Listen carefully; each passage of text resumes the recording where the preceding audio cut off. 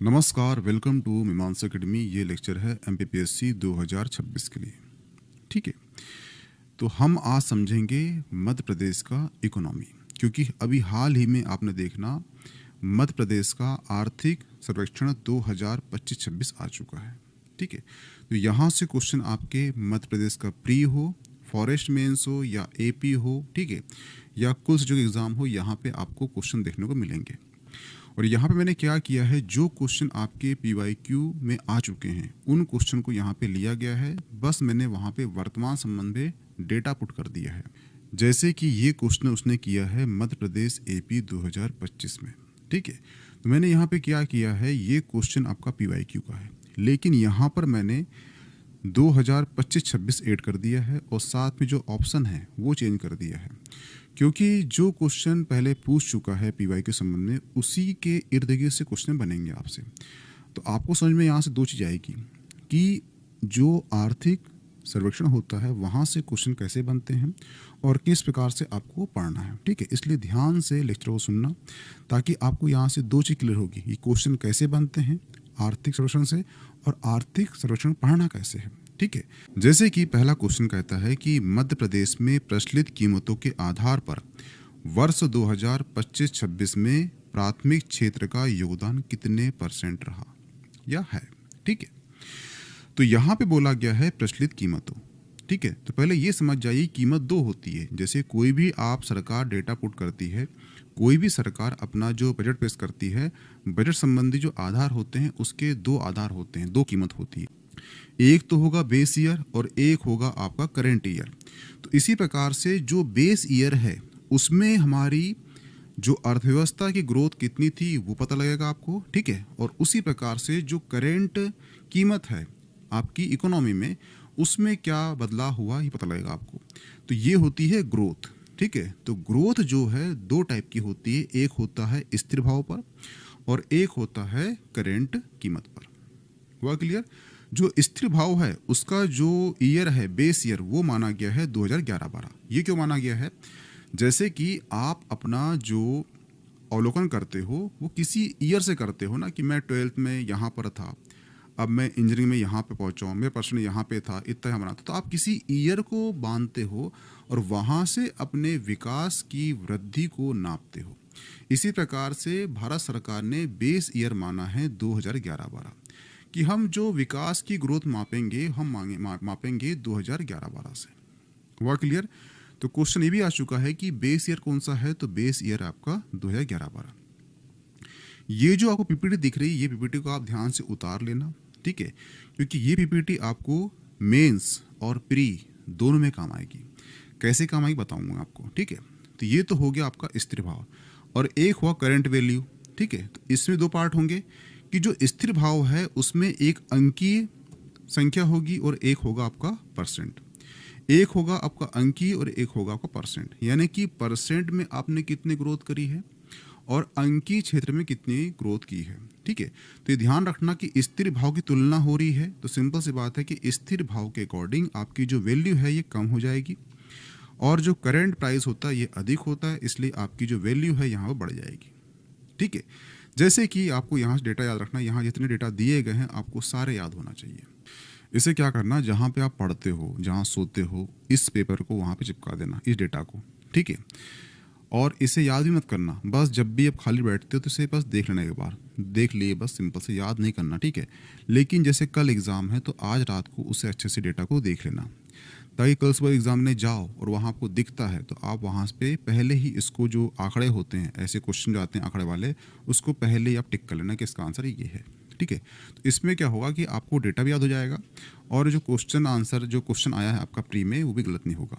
लेकिन ध्यान रखना, अगर आप इसे याद कर लेते हो तो आपको मेंस में काम आएगा, क्योंकि मेंस में तो आपको लिखना है और मेंस में तो कोई लिखना होता है तो उसमें पूरे रटा होना चाहिए, यानी याद होना चाहिए डेटा। ठीक है, इसलिए डेटा अगर याद होता है तो आपका मेंस का क्वेश्चन आंसर छूटेगा नहीं आपसे। ठीक है, जैसे कि अंकीय भाव होता है, ठीक है, उसका आंकड़ा ये दिया गया है और जो 2011-12 जो बेस ईयर है उसमें जो परसेंट है, क्वेश्चन आपसे ये करेगा कि स्थिर भाव में हम कितनी वृद्धि करें हैं 2025-26 में, तो उसका आंसर है 8.04%। आपसे क्वेश्चन कराया कि बेस ईयर जो 11-12 है और 2025-26 में है, इतने सालों में सर्वाधिक ग्रोथ कहाँ हुई है स्थिर भाव में, तो वो ईयर कौन सा है, वो ईयर है 2016-17। 16-17 को हमारी ग्रोथ कितनी हुई है, वो हुई है 12.40%। ये कितनी है, सर्वाधिक वृद्धि है। एक क्वेश्चन और आएगा कि 2011-12 से लेकर वर्तमान जो 25-26 है, इसमें जो सर्वाधिक डिक्लाइन यानी सबसे ग्रोथ कम कहाँ हुई है, तो वो हुई है 2021 में। कितनी हुई है, तो वो हुई है 4.74% माइनस में। ठीक है, क्यों हुई है, क्योंकि इसमें क्या आया था जानते हो, इसमें 19-20 में आया था कोविड। जब कोविड आएगा तो अर्थव्यवस्था की बीड़ बज जाएगी, जब बीड़ बजेगी तो उसकी जो ग्रोथ रेट है वो कम हो जाएगी। हुआ क्लियर? तो ये डेटा आपको याद हो जाना चाहिए। दूसरी चीज़, क्वेश्चन आपको आएगा चालू कीमत पर वर्तमान जो इकोनॉमी है उसका कितना बड़ा रूप है अंकीय क्षेत्र में, तो वो है इतना। ठीक है, लेकिन आपसे क्वेश्चन करता है कि परसेंट में कितना है, तो ध्यान रखना 2025-26 में जो ग्रोथ रेट है चालू कीमत पर वो कितनी है, वो है आपका 11.14%। अगर यहाँ क्वेश्चन करता है कि सर्वाधिक वृद्धि किस में हुई है करंट वैल्यू पर, तो वो हुई है 2012-13 में। कितनी हुई है, वो हुई है 20.71%। हुआ क्लियर?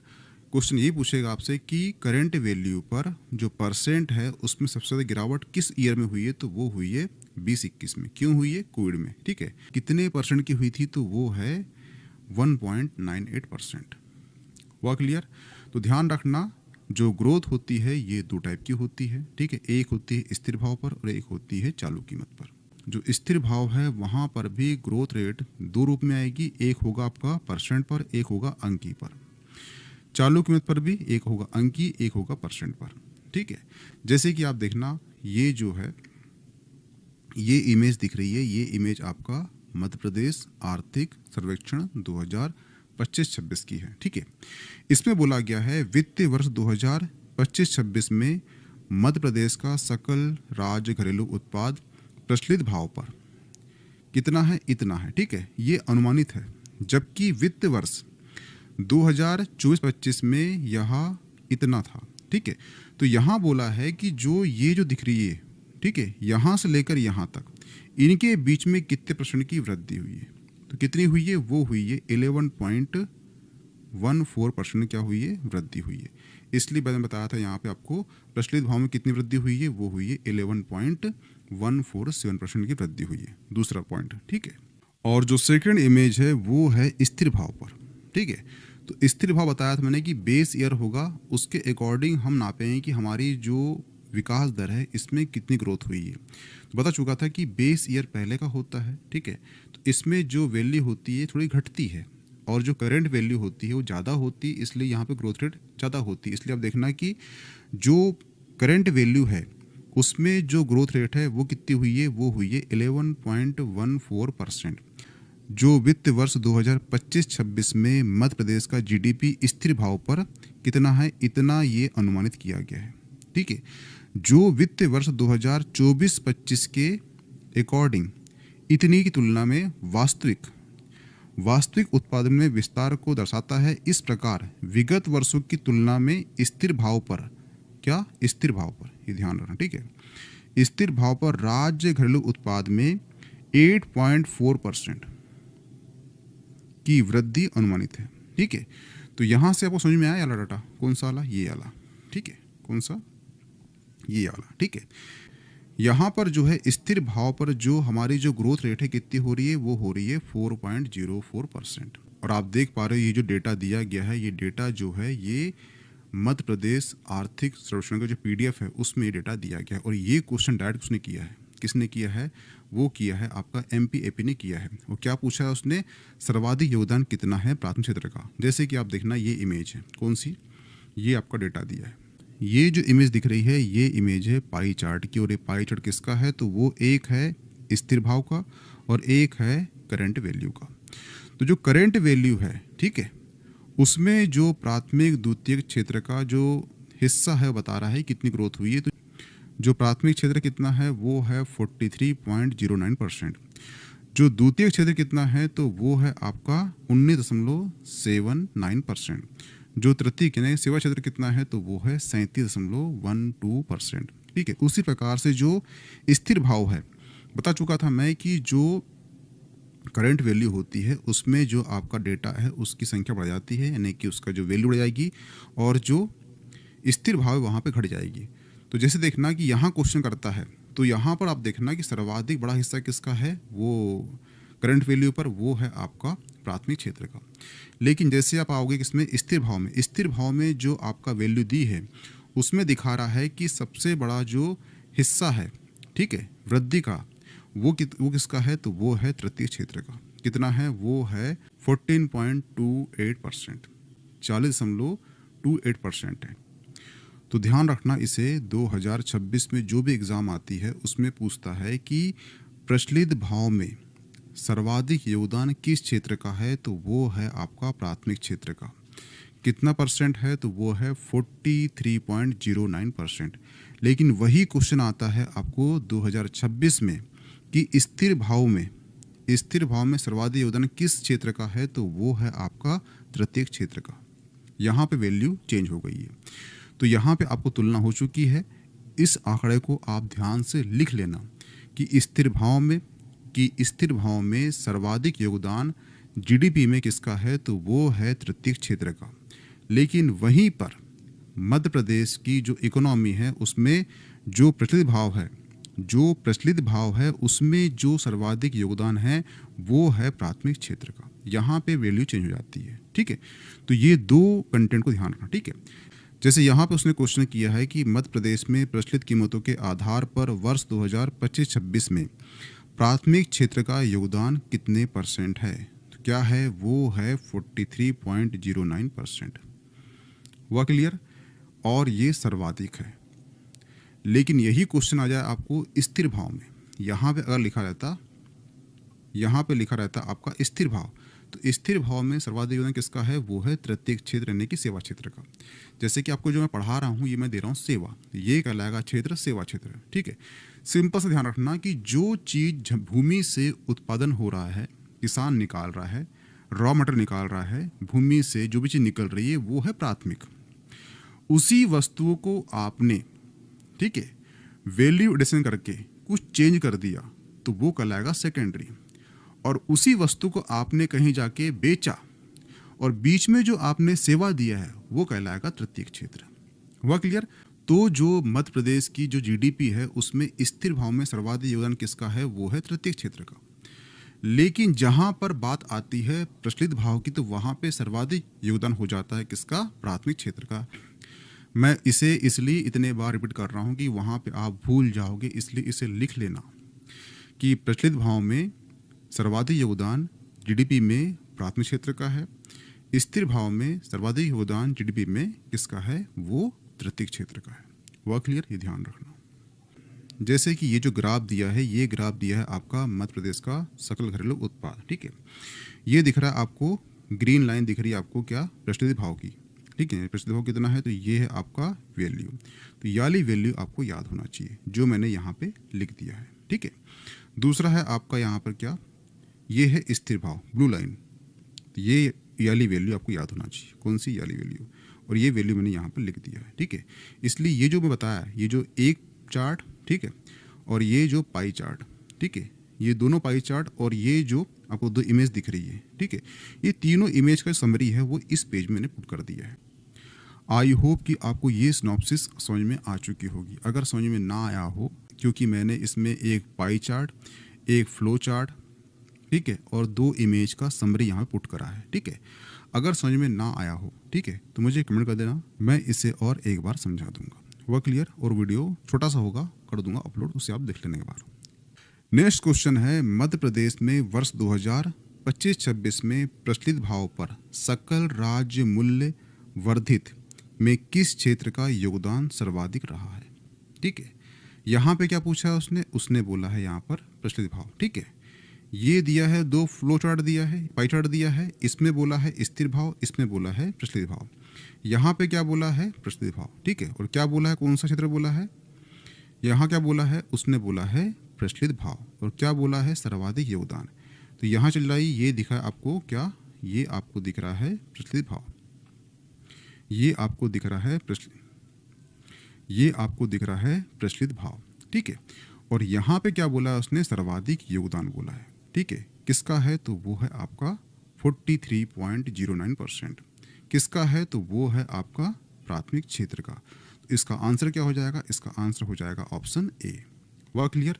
लेकिन यहाँ पे क्वेश्चन करता आपका स्थिर भाव पर, तो उसका आंसर क्या होता, उसका आंसर होता आपका 14.28%, यानी कि तृतीय क्षेत्र। यही अंत में समझा रहा था आपको कि क्वेश्चन ऐसे बनेंगे, तो आप कंफ्यूजन मत होना, स्थिर पूछा है या पूछा है प्रचलित, ये आपको ध्यान होना चाहिए। पर ध्यान रखना, अगर आपको डेटा याद करने दिक्कत जाती है तो जो करेंट का होता है, यानी जो प्रचलित भाव होता है, उसे आप याद कर लेना।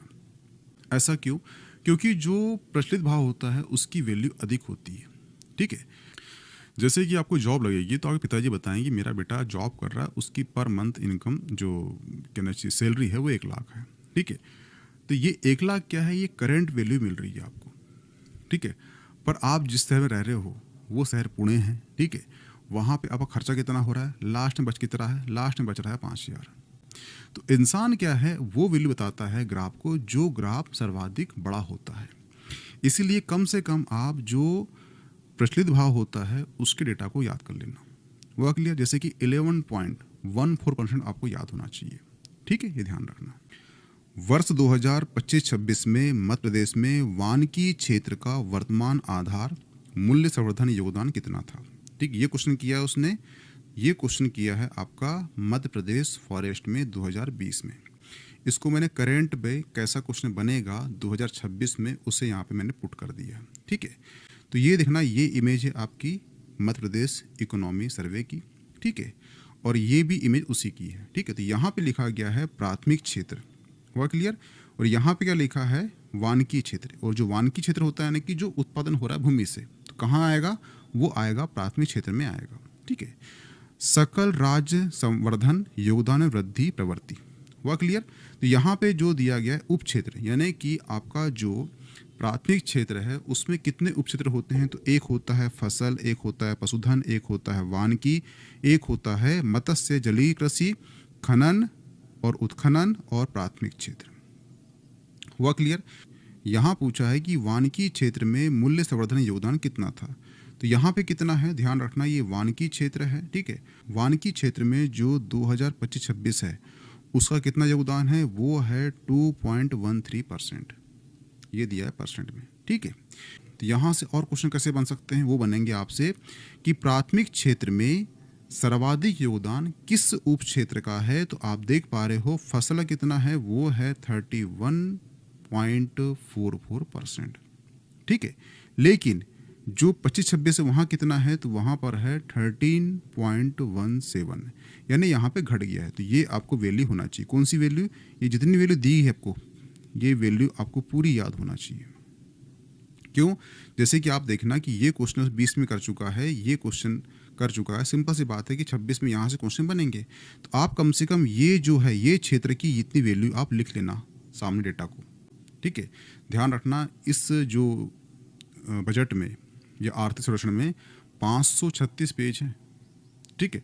तो 536 में से आपको क्या क्या पढ़ना है, आपका कौन सा एग्जाम होता है, उस एग्जाम में कैसे क्वेश्चन आते हैं, उस क्वेश्चन को मैंने यहाँ पे पुट करा है और उसकी जो इमेज यहाँ पुट कर दिया है। तो कितना काम आसान हो गया है आपके लिए कि आपको 536 पढ़ना ही नहीं है, जो क्वेश्चन आ रहा है उस क्वेश्चन की डिमांड पर कौन सा क्वेश्चन बन सकता है वो आपको याद करना है बस।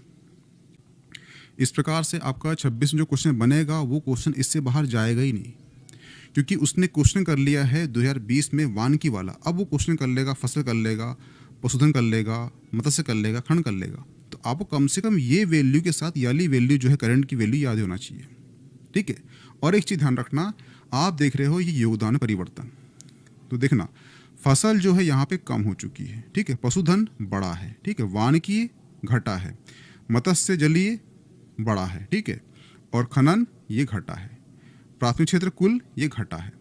तो आप ध्यान रखना कि दो क्षेत्र कौन कौन से, एक हो गया आपका पशुधन और एक हो गया आपका मत्स्य जलीय, ये इसमें ग्रोथ हुई है। तो जो ग्रोथ हुई है आपको याद होना चाहिए। क्वेश्चन ये कराया कि ऐसे कौन कौन क्षेत्र हैं प्राथमिक क्षेत्र के इसमें ग्रोथ हुई है, दो क्षेत्र नाम बताइए, तो वो है आपका पशुधन और एक हो गया आपका मत्स्य जलीय कृषि। और बाकी सब घटे हैं, ठीक है। तो कम से कम जो वृद्धि हुई है वो आपको याद होना चाहिए। कितना आसान हो गया, ठीक है। तो दो वैल्यू आपको याद होना चाहिए। क्वेश्चन ये कर लिया है कि पशुधन का वर्तमान में योगदान में कितना परिवर्तन हुआ है, ठीक है। तो ये जो वैल्यू है कौन सी, 7.22% आपको याद होना चाहिए। और मत्स्य जलीय 0.61% आपको याद होना चाहिए। हुआ क्लियर।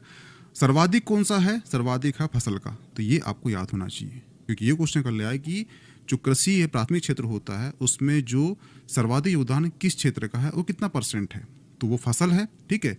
और जो योगदान कितना है तो वो है 13.13%। हुआ क्लियर। दूसरी चीज, अब ये क्वेश्चन कर लिया कि जो प्राथमिक क्षेत्र है उसमें सबसे कम योगदान किसका है, तो किसका है, वो है मत्स्य और जलीय कृषि का। तो आपको इस प्रकार से क्वेश्चन बनेंगे आपसे, ठीक है। पहला क्वेश्चन कर लिया कि सर्वाधिक किसका है, तो वो फसल का है। दूसरा करेगा सबसे कम किसका है, तो वो है मत्स्य का। दो वैल्यू हो गया, ठीक है। फिर दो वैल्यू याद करना है आपको, कौन सी, जो प्लस में है, ठीक है। तो कम से कम इतनी वैल्यू तो आपको याद होना ही चाहिए, सर्वाधिक और सबसे कम, और जिसकी ग्रोथ हुई है वो दो वैल्यू, ठीक है। तो इतने डेटा आपको याद होना चाहिए यहाँ से। जैसे कि इसका आंसर क्या होगा, इसका आंसर हो जाएगा, ये दिया गया है वानिकी और ये इमेज दी गई किसकी, आपका MP आर्थिक सर्वेक्षण की।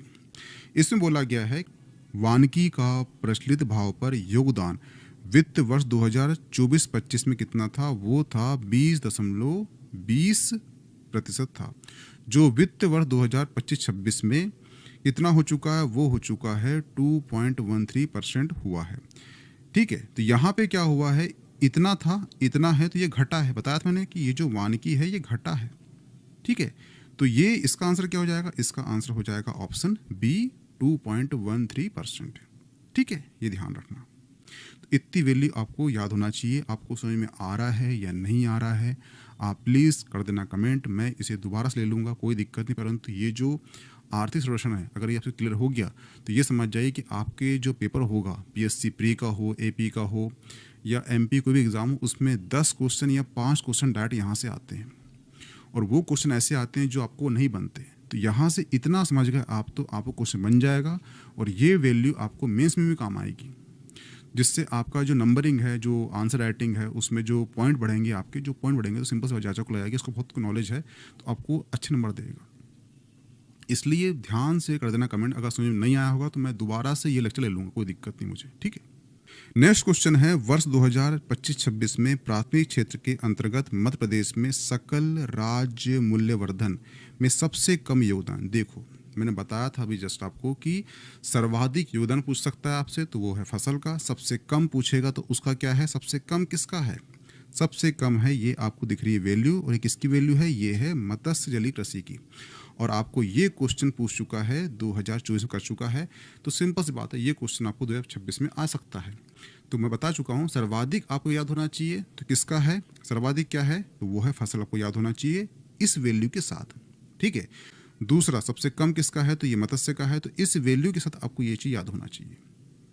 हो सके तो ये PPT का निकाल लेना फोटोग्राफ, ठीक है, और वहाँ पे आप चिपका देना जहाँ पे आप बैठ के पढ़ते हो, और उसे बस देखना, बस एग्ज़ाम तक याद हो जाएगा, काफ़ी टाइम है, डेटा याद करने में दिक्कत नहीं जाएगी। ये डेटा आपको मेंस में भी काम आएगा, इसलिए बोल रहा हूँ मैं तो, ठीक है। तो इसका आंसर हो जाएगा ऑप्शन C मत्स्य पालन। जैसे कि आप देखना ये इमेज किसकी है, वो आर्थिक सर्वेक्षण की, ठीक है।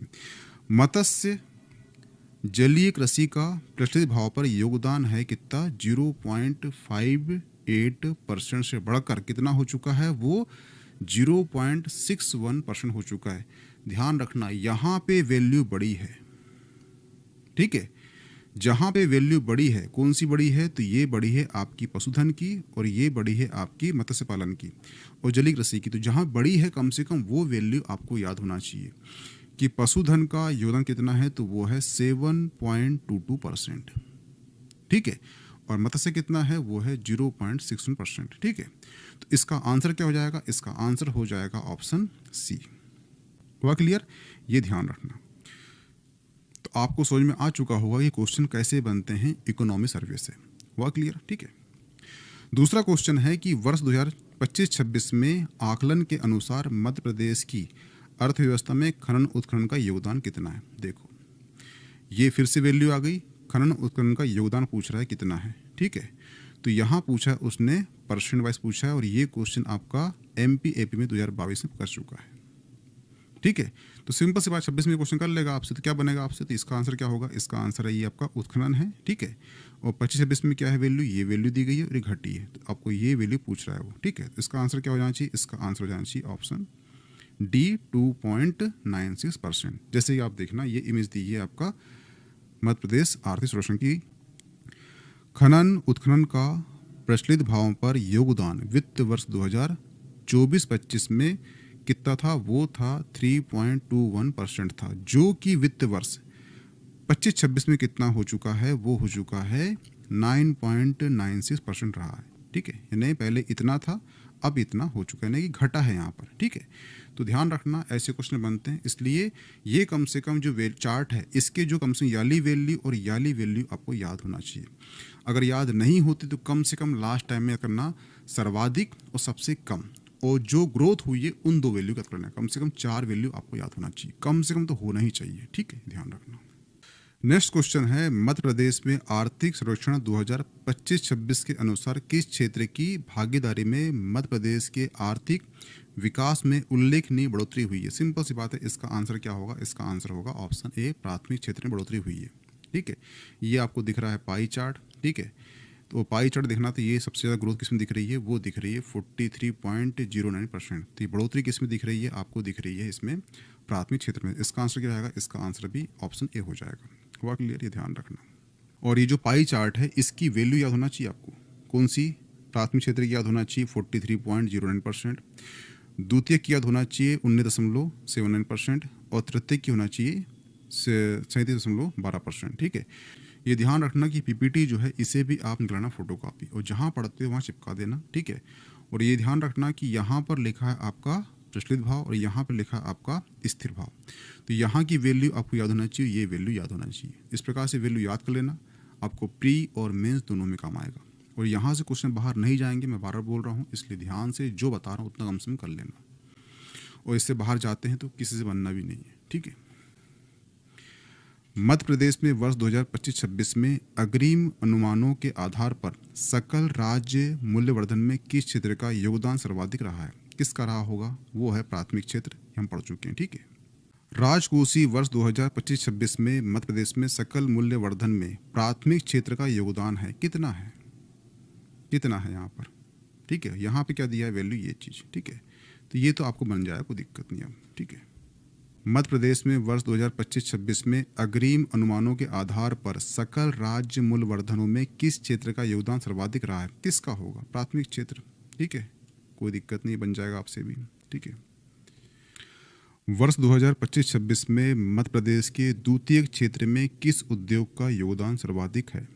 ठीक है, अब आपका एक काम है कि आप इकोनॉमी सर्वे निकालना।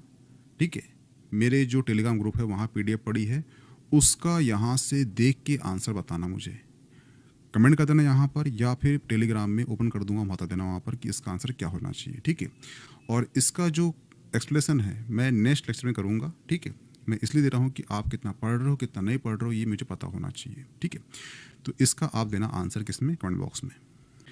मध्य प्रदेश की GDP में तृतीय क्षेत्र के किस उप क्षेत्र का योगदान 2025-26 में सर्वोच्च रहा था। ठीक है, तो ये जो इमेज दिख रही है आपको, ये इमेज दिख रही है आपको तृतीय क्षेत्र की। ठीक है, और उसके ये उप क्षेत्र हैं। ठीक है, ध्यान रखना, जो तृतीय क्षेत्र है उसके उप क्षेत्र होते हैं व्यापार, परिवहन, रेलवे, संचार, वित्त, रियल एस्टेट। ठीक है, लोक प्रशासन, अन्य सेवा, ये सभी जो है आपका तृतीय क्षेत्र में आ जाता है। और यहाँ बोला है उसने सर्वाधिक सर्वोच्च स्थान किसका है योगदान का, तो यहाँ पे आप देखना कि ये आपका दिया है उपक्षेत्र और ये दिया है आपका 25-26 की वैल्यू। ठीक है, यहाँ पे आप देख लीजिए सर्वाधिक किसका है, वो है आपका 10। उसमें क्या लिखा है, व्यापार, मरम्मत, होटल, रेस्टोरेंट। इसका आंसर क्या हो जाएगा, इसका आंसर हो जाएगा ऑप्शन ए हो जाएगा। हुआ क्लियर। जैसे कि आप देखना, ये जो इमेज दिख रही है, ये इमेज दिख रही है आपको आर्थिक सर्वेक्षण की, और यहाँ दिया गया है वैल्यू कौन सा, 10.35%। ठीक है, यहाँ पे आपको दिख रहा है GSAV, तो ये क्या है। ठीक है, ध्यान रखना, एक होता है आपका GDP और एक होता है आपका GVA। ठीक है, तो क्या होता है, ध्यान रखना, जैसे कि आपने चाय बनाया, ठीक है। तो चाय में आपको दूध, शक्कर, ठीक है, पानी, गैस सब लगी, आपको खर्चा आ गया 200 का, ठीक है। और आपने चाय वो बेची 400 में, हुआ क्लियर। तो 400 जो है वो कहलाएगा आपका जीडीपी, हुआ क्लियर। लेकिन इसमें अगर हमको GAV निकालना है, लेकिन हमको इसमें GVA निकालना है, तो उसमें जो वैल्यू आपकी एड लगी है, जिसमें शक्कर आपने लिए, दूध लिए, पानी लिए, गैस लिए, वो चीज़ जो आपने लिए हो उसकी कीमत को हटा देंगे हम, घटा देंगे 200 रुपये, कितना बचेगा, 200 बचेगा। तो ये आपका क्या हो जाएगा, GVA हो जाएगा, हुआ क्लियर। जीडीपी क्या होता है, जीडीपी होता है किसी देश के सीमा के भीतर एक वित्तीय वर्ष में उत्पादित समस्त वस्तुओं का अंतिम मौद्रिक मूल्य, वो होता है जीडीपी। लेकिन GVA क्या होता है, ये होता है उसमें जो जीडीपी है उसमें से जो आपका इनपुट है, जो भी आपका खर्चा लगा है उसको करते हैं माइनस, और जो निकलती है वैल्यू उसे कहते हैं GVA, ठीक है। इसलिए बोला है उसने यहाँ पे GSVA पे योगदान वित्तीय वर्ष 2025-26 में कितना है, किसका, व्यापार होटल का, वो है 10.35%, हुआ क्लियर। तो ध्यान रखना, यहाँ से क्वेश्चन करेगा आपसे, ये जो इमेज है यहाँ से क्वेश्चन करेगा है कि, अब ध्यान रखना, ठीक है। 3 चीज होती है, प्राथमिक, द्वितीयक, तृतीयक। तो द्वितीयक का आपको देख के बताना है कि उसका आंसर क्या होगा। प्राथमिक बता चुका हूँ मैं, ये तृतीयक है। तृतीयक का ध्यान रखना कि यहाँ पूछा है उसने सर्वाधिक योगदान पूछ लिया उसने, ठीक है। अब यहाँ से क्वेश्चन बनेगा आपसे कि सबसे कम योगदान किसका है। सबसे कम किसका है, वो है आपका दिख रहा है यहाँ पर याली वैल्यू, वो क्या है, रेलवे का सबसे कम है। तो ये कंटेंट आपको याद होना चाहिए, कम से कम 2 वैल्यू याद होना चाहिए, ठीक है। दूसरी चीज़, यहाँ पे सब जीरो हो गए, माइनस माइनस माइनस, यहाँ पे एक प्लस हुआ है, ये प्लस हुआ है, ये प्लस हुआ है, ये प्लस हुआ है, ठीक है। तो वित्त वर्ष, रियल एस्टेट, व्यावसायिक सेवा और लोक प्रशासन, ये सब क्या हुआ, अन्य सेवा, ये सब क्या प्लस हुए हैं। तो आपको कम से कम इनकी याली वैल्यू याद होना चाहिए। मैं वही बोल रहा हूँ ना कि आप जो है ये जो पेपर है, ठीक है, ये जो इमेज है, प्राथमिक क्षेत्र, द्वितीयक क्षेत्र और तृतीयक क्षेत्र, इन तीनों की इमेज जो है आप चिपका लेना जहाँ पढ़ते हो, और इन वैल्यू को देखते रहना। कम से कम, सर्वाधिक और न्यूनतम योगदान वाला तो आप रट डालना, यहाँ से क्वेश्चन बनेगा तो छूटना नहीं चाहिए आपसे। ये क्वेश्चन पहले ही आउट हो चुका है, ठीक है। जैसे कि ये क्वेश्चन आया है MPPSC फॉरेस्ट मेंस 2022 में, ठीक है। इसमें क्वेश्चन क्या किया है उसने, 2025-26, यहाँ पे लिखा हुआ था 2021-20, ठीक है। लेकिन मैंने यहाँ पर चेंज कर दिया है डाटा वर्तमान का। यहाँ अगर क्वेश्चन करेगा आपका 2025-26 में आर्थिक सर्वेक्षण 2025-26 के अकॉर्डिंग, तो ध्यान रखना क्वेश्चन ये करेगा कि वर्ष 2025-26 में मध्य प्रदेश में द्वितीयक क्षेत्र में किस उद्योग का योगदान सर्वाधिक है। अब यहाँ पे आपको दिख रहा है आपका बिजली, गैस, निर्माण, उत्पादन और उपयोगिता सेवाएं, ठीक। ये जो इमेज दिख रही है, ये इमेज एक्चुअली किसकी है, वो है आर्थिक सर्वेक्षण 2025-26 की। इसके पहले जो लेक्चर लिया गया था पार्ट 1, उसमें हमने पढ़ चुका है आर्थिक सर्वेक्षण 25-26 के अकॉर्डिंग प्राथमिक क्षेत्र और तृतीयक क्षेत्र, ठीक है। जो सेकेंडरी क्षेत्र था वो रह चुका था, जैसे कि आप देख पा रहे हो ये है सेकेंडरी क्षेत्र, ठीक है। और इसके जो उप क्षेत्र हैं वो कौन कौन से हैं, तो ये हैं इसके उप क्षेत्र, कौन कौन से हैं, विनिर्माण, विद्युत क्षेत्र, गैस, ठीक है, और निर्माण। तो ये इसके तृतीय क्षेत्र के ये पार्ट हैं, ये उप क्षेत्र हैं, ठीक है। आप यहाँ पे देख पा रहे हो ये डेटा दिया गया है 2024-25 का, और ये डेटा दिया गया है 2025-26 का। और इन डेटा में, ठीक है, ये उप क्षेत्र में सर्वाधिक जो योगदान है वो किसका है, वो है 9.22%। सबसे बड़ा भाग योगदान इसका है। तो ये कौन सा क्षेत्र है, वो है निर्माण। तो इसका जो आंसर क्या होगा, इसका आंसर होगा निर्माण।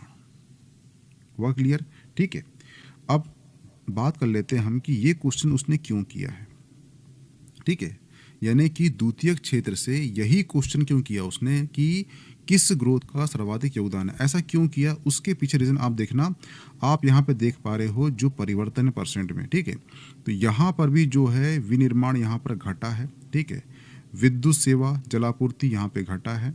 जो निर्माण है यहाँ पे ये प्लस में है, और बाकी द्वितीयक क्षेत्र जो टोटल देखा जाए तो वो भी पूरा घटा हुआ है। लेकिन जहाँ पर द्वितीयक क्षेत्र के जो उप क्षेत्र हैं उसमें सर्वाधिक जो ग्रोथ है वो किसकी है, वो निर्माण की है। तो ध्यान रखना, जब भी आप पढ़ते हो आर्थिक सर्वेक्षण या बजट, तो जहाँ पे ग्रोथ दिखाई गई है, ठीक है, गवर्नमेंट के द्वारा, ठीक है, तो उस डेटा को आप रट डालना, याद कर लेना, क्योंकि वहाँ से ही क्वेश्चन उठेंगे।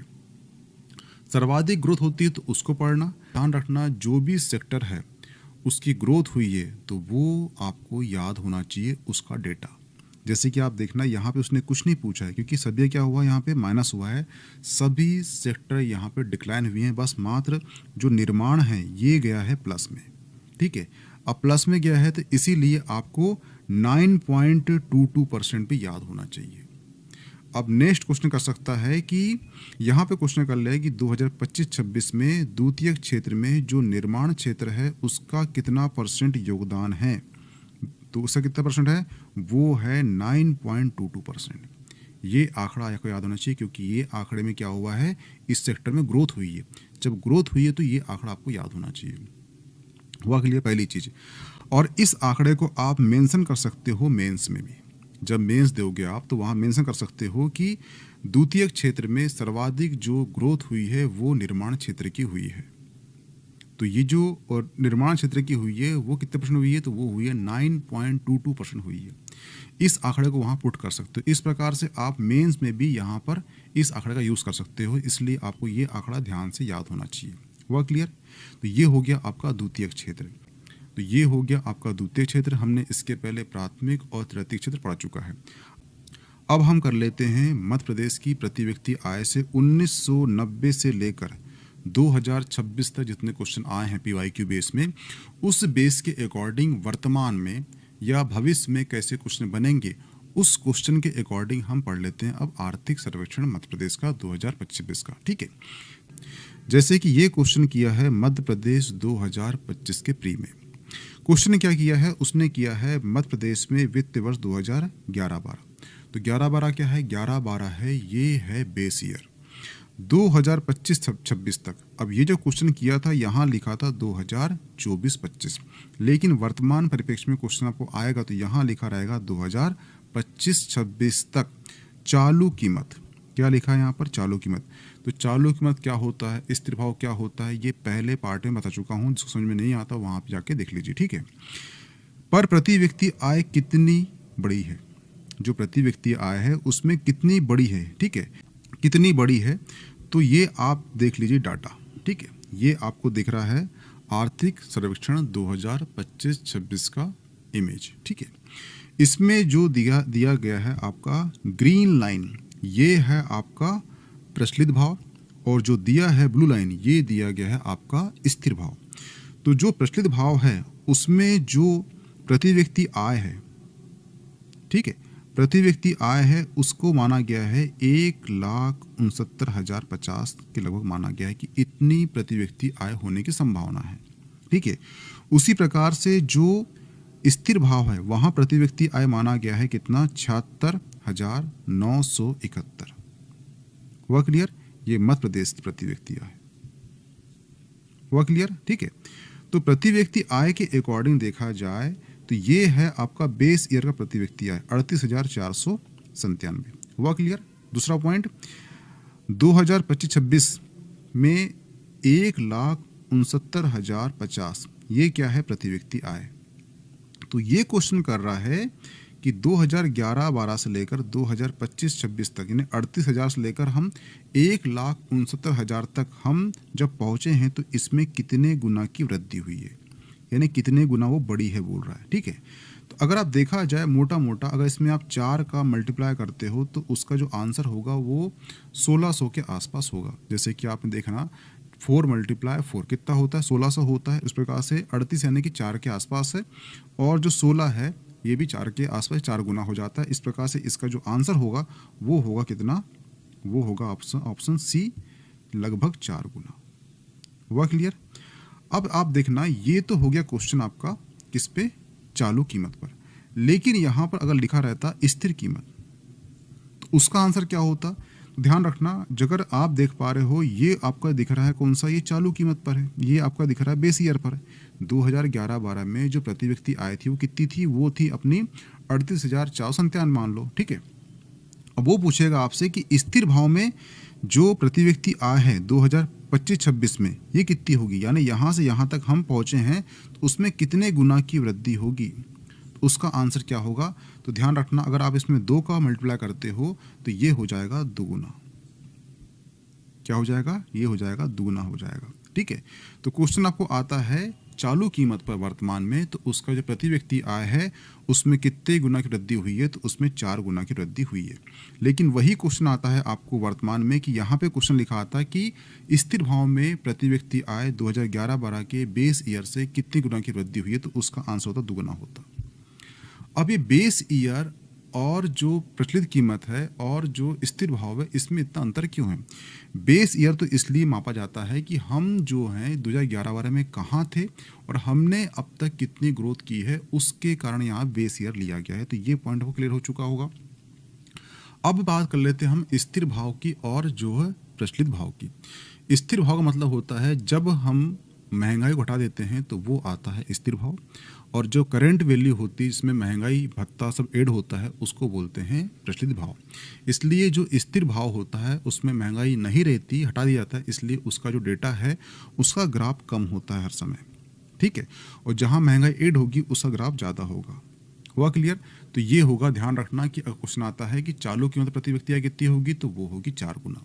हुआ क्लियर। तो चालू कीमत पर क्वेश्चन आता है आपको तो उसका आंसर होगा कितना, 4 गुना। लेकिन वही क्वेश्चन आएगा आपको यहाँ पे लिखा आता आपका स्थिर भाव, तो उसका होता 2 गुना। हुआ क्लियर। कन्फ्यूजन बिल्कुल मत होना, ठीक है।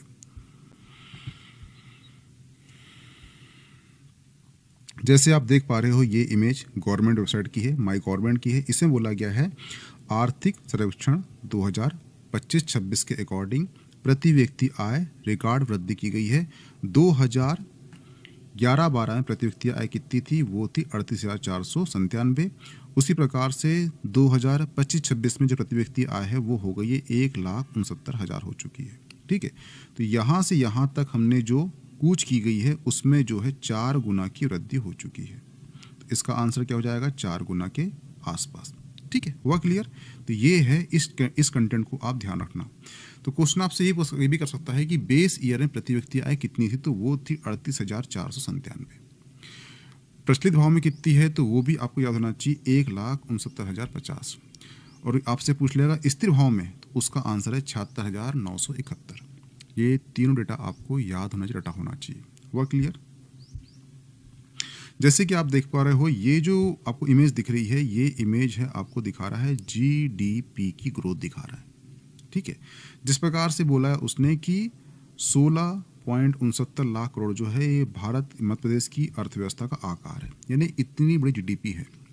अब ये बोल रहा है कि इसमें जो पिछले साल से जो वृद्धि हुई है वो हुई है 11.14% हुई है, यानी कि 2024-25 में जो हमारा आकार था जीडीपी का, वर्तमान में 2025-26 में जो अनुमान किया गया है जीडीपी का आकार का, उसमें ग्रोथ जो है वो दिखाई कितनी है, वो दिखाई दे रही है 11.1%। तो ये डाटा आपको याद होना चाहिए। तो ये तो हो गया आपका प्रचलित भाव पर। लेकिन यही क्वेश्चन कर ले वो कि जीडीपी का आकार जो है स्थिर भाव में कितनी वृद्धि हुई है, तो वो हुई है 8.04%। इसका मैंने पिछले बार जो क्वेश्चन लिया, जो लेक्चर लिया था, उसमें मैंने एक सिनॉप्सिस बनाया था, उसमें बताया था। ये आपको याद हुआ होगा। हुआ क्लियर। अब चलते हैं आगे। नेक्स्ट क्वेश्चन है 2025-26 में मध्य प्रदेश और भारत की प्रति व्यक्ति आय के अग्रिम अनुमानों की स्थिर 2011-12 कीमतों पर तुलना करने पर हम पाते हैं, यानी ये बोल रहा है कि एक हो गया आपका मध्य प्रदेश की प्रति व्यक्ति आय, और एक हो गया आपका इंडिया की प्रति व्यक्ति आय। हुआ क्लियर। तो इन दोनों के बीच में तुलना की जाए तो इसमें जो है क्या होगा, क्या निकलेगा, तो ये क्वेश्चन दिया गया है आपका। पहला बोल रहा है मध्य प्रदेश की प्रति व्यक्ति आय भारत की प्रति व्यक्ति आय की तुलना में अधिक होगी। तो पहले जान लेते हैं कि मध्य प्रदेश की प्रति व्यक्ति आय कितनी है वर्तमान में। तो मध्य प्रदेश की प्रति व्यक्ति आय कितनी है, वो है 1,69,050 है। हुआ क्लियर। और ये जो इमेज दिख रही है ये आपको दिख रहा है वित्त मंत्रालय का, और इसमें बताया गया है ये है प्रति व्यक्ति आय। यानी भारत की प्रति व्यक्ति आय कितनी है, तो वो है 2,20,000। ये की गई है अनुमानित, ठीक है। यानी कि भारत की प्रति व्यक्ति आय कितनी है, मानो अनुमान में वो आएगी 2,20,000। वहीं पर जो मध्य प्रदेश की प्रति व्यक्ति आय है वो कितनी है, 1,69,050। तो आप देख पा रहे हो कि यहाँ पर जो प्रति व्यक्ति आय है ये मध्य प्रदेश की कम है और भारत की प्रति व्यक्ति आय अधिक है। हुआ क्लियर? इस प्रकार से आप देखा जाए तो मध्य प्रदेश की प्रति व्यक्ति आय भारत की प्रति व्यक्ति आय की तुलना में अधिक है, गलत। ये जो कम है, तो ये जो पॉइंट है कौन सा, ए गलत हो जाएगा।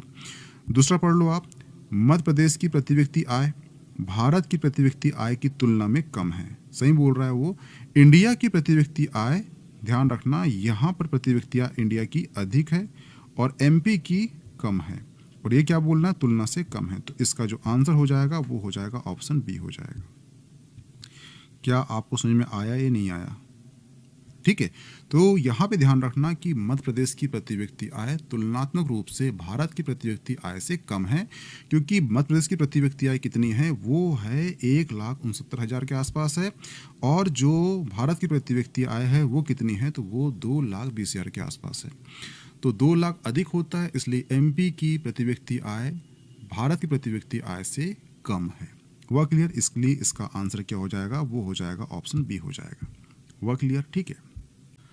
जैसे कि डेटा दिया गया है आर्थिक सर्वेक्षण में बड़ी बातें क्या हैं, ठीक है। जैसे कि आप देखना कि विकास दर कितनी है, वो है 11.14%, ठीक है। ये डेटा आपको याद होना चाहिए, इसकी कहानी पढ़ चुकी हैं।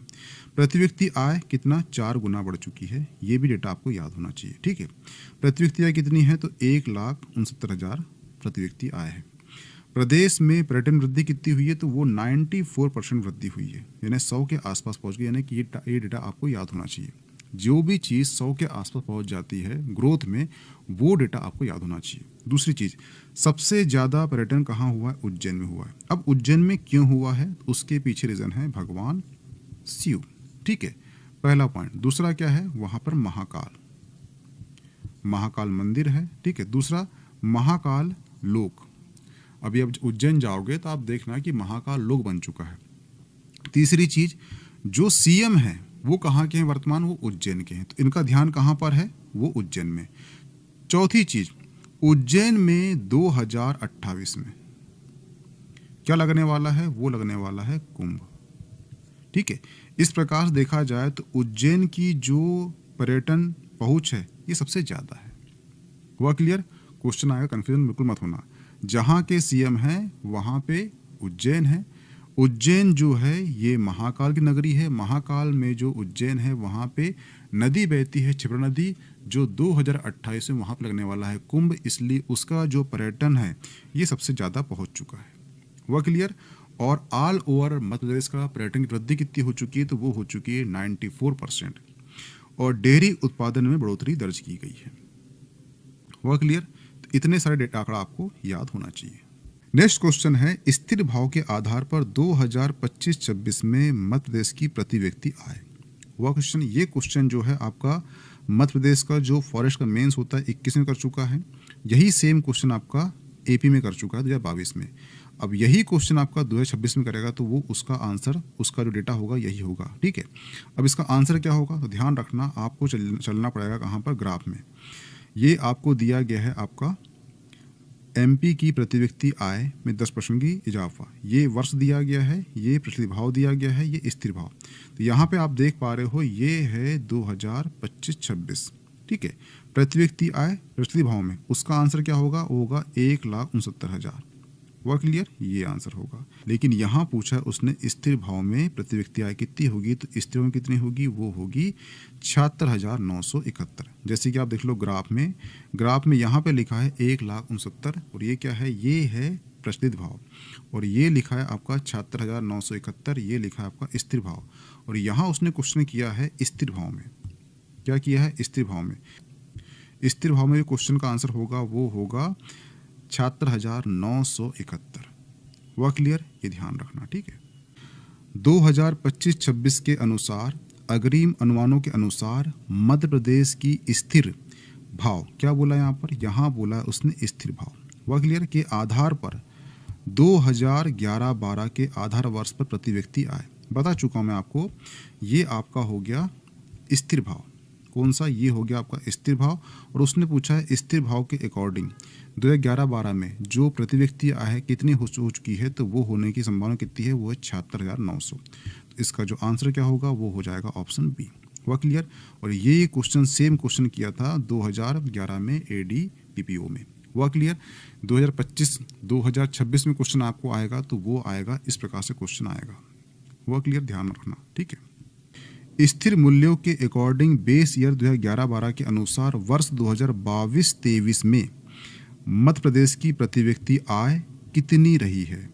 अगर यही क्वेश्चन आपको आता, यहाँ पे लिखा रहता आपका 2000, यहाँ पे लिखा रहता आपका 2025 से 26, तो उसका आंसर क्या होता? उसका आंसर होता ये होता 76,971।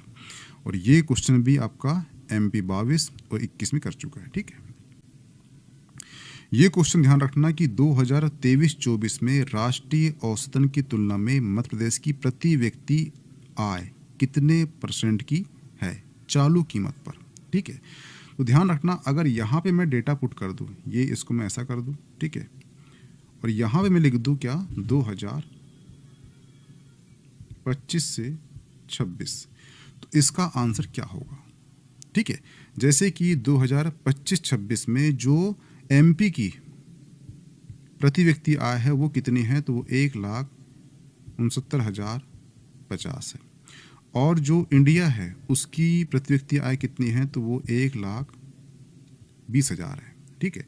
तो आप जो है इसका आंसर कमेंट बॉक्स में कमेंट करना कि वर्तमान परिप्रेक्ष्य में इसका जो आंसर क्या होगा, क्योंकि उस समय इसका जो आंसर था वो था 77.4%, ठीक है। लेकिन यही क्वेश्चन आपको आता है 2025-26 में, तो इसका आंसर क्या होगा? ये डेटा दिया है, आप इसका आंसर कमेंट बॉक्स में कमेंट करना। जैसे कि यहाँ पे क्वेश्चन किया है 2022 में, मेन से पूछा है इसने, फॉरेस्ट मेंस में क्वेश्चन किया है कि वर्ष 2022-23 के दौरान मध्य प्रदेश में राजकोषीय घाटा सकल राज्य घरेलू उत्पाद का कितना % अनुमानित किया गया था, ठीक है। सबसे पहले समझ जाइए राजकोषीय क्या होती है। तो ध्यान रखना, राजकोषीय नीति होती है, ठीक है, जिसमें क्या होता है कि जो अर्थव्यवस्था होती है उसको सुचारू रूप से चलाने के लिए भारत सरकार वित्त मंत्रालय द्वारा राजकोषीय नीति का निर्माण किया जाता है, जिसके अंतर्गत राजस्व प्रबंधन, ऋण, सब्सिडी, कर प्रणाली आदि को शामिल किया जाता है। ये होती है राजकोषीय नीति। अब यहाँ बोला है उसने राजकोषीय घाटा। अब ये क्या होता है? राजकोषीय घाटा जो है सरकार की कुल राजस्व प्राप्ति और कुल राजस्व व्यय के अंतर को राजकोषीय घाटा कहते हैं। यानी सरकार जो है कितना पैसा प्राप्त कर रही है और कितना खर्च कर रही है, उसके बीच में जो अंतर होता है वो कहलाता है राजकोषीय घाटा। हुआ क्लियर? ठीक है। जैसे कि आप मान लो इंदौर में रहकर MPPSC की तैयारी कर रहे हो, ठीक है, और आपका जो मंथली खर्चा है वो है 100 रुपीज़ मान लो, ठीक है। अब ध्यान रखना कि आपका खर्चा हो चुका है 120, तो आप देखना ये हो गया 100 रुपीज़ जो घर से आया है और आपका खर्चा हो गया है 120 रुपये, तो इसका अंतर कितना होगा? वो 20 रुपये होगा। तो ये कहलाएगा राजकोषीय घाटा। यानी कुल प्राप्तियां और कुल व्यय के बीच के अंतर को कहते हैं राजकोषीय घाटा। हुआ क्लियर? और ये भी ध्यान रखना कि जो राजकोषीय घाटा होता है इसको कंट्रोल करने के लिए भारत सरकार जो है राजकोषीय नीति लाती है, और जो RBI है, RBI लाती है मौद्रिक नीति, ठीक है।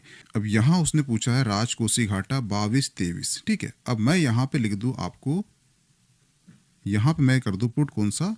2025 से लेकर 2026, ठीक है।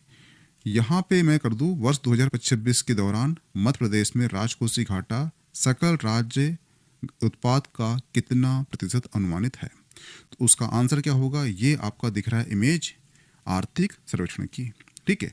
और यहाँ लिखा गया है 2025-26 में बजट अनुमान के अनुसार राजकोषीय घाटा 4.66% तक रहने की संभावना है। तो ध्यान रखना 2026 के प्री में क्वेश्चन आता है तो वो क्वेश्चन इस प्रकार से बनेगा, जिसका आंसर क्या होगा? जिसका आंसर होगा 4.66%, ठीक है। ये दिख रही इमेज हुआ क्लियर? ये ध्यान रखना। ये जो इमेज दिख रही है ये इमेज है मध्य प्रदेश के बजट की इमेज है, ठीक है। और यहाँ बोला गया है जो राजकोषीय घाटा है वो कितना बोला है, वो बोला है 3.87%। लेकिन कब के लिए बोला है, वो बोला है 2026-27 के लिए।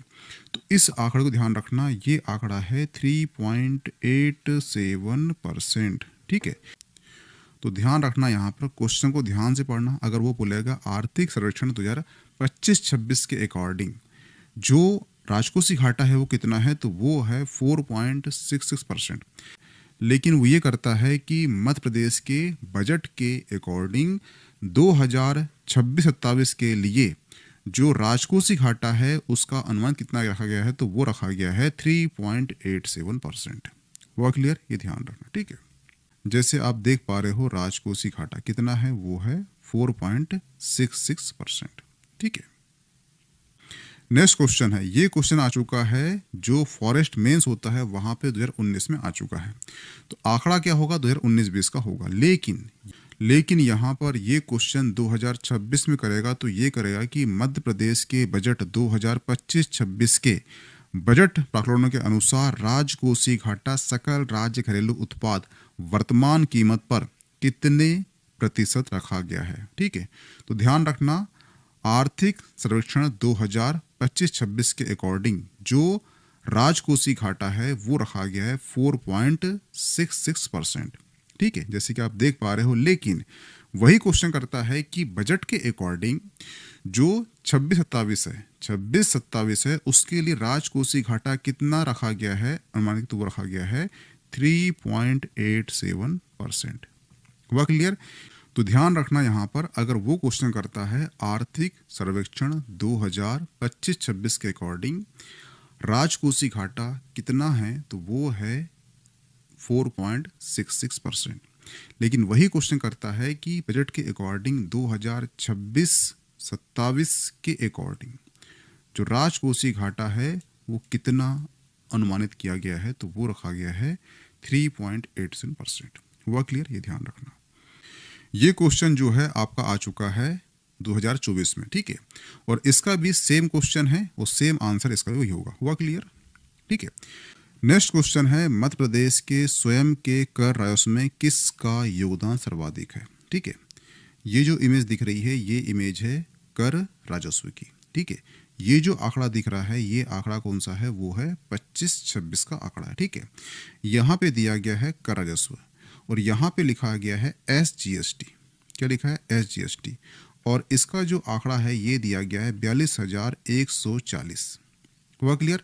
और 42,000 के आंकड़े को ये भी पार नहीं कर रहा, ये भी नहीं कर रहा, ये भी नहीं कर रहा, ये भी नहीं कर रहा, ये भी नहीं कर रहा, ये भी नहीं कर रहा है। हुआ क्लियर? तो इसका जो आंसर होगा वो होगा SGST। तो इसका जो आंसर होगा वो होगा SGST, सर्वाधिक जो राजस्व कर है उसका योगदान है। हुआ क्लियर? अगर ये क्वेश्चन आता है आपको 2026 में किसी भी एग्जाम में, तो क्वेश्चन का आंसर क्या होगा, वो होगा SGST, ठीक है। ये जो इमेज दिख रही है आपको, ये इमेज दिख रही है आर्थिक सर्वेक्षण की। नेक्स्ट क्वेश्चन है सन 2025-26 की अवधि में मध्य प्रदेश में कौन सा कर सबसे अधिक राजस्व उत्पादन करता है, ठीक है। तो इसका आंसर क्या होगा, इसका आंसर ही होगा वही सेम चीज, ठीक है।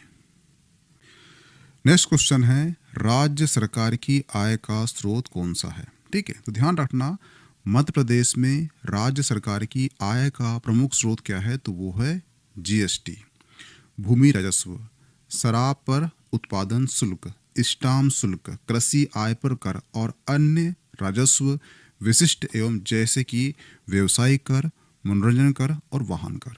इसके अतिरिक्त प्राकृतिक संसाधन खनिजों से भी प्राप्त होता है राजस्व। हुआ क्लियर? तो इसका आंसर क्या होगा, इसका आंसर हो जाएगा ऑप्शन D। हुआ क्लियर? ध्यान रखना।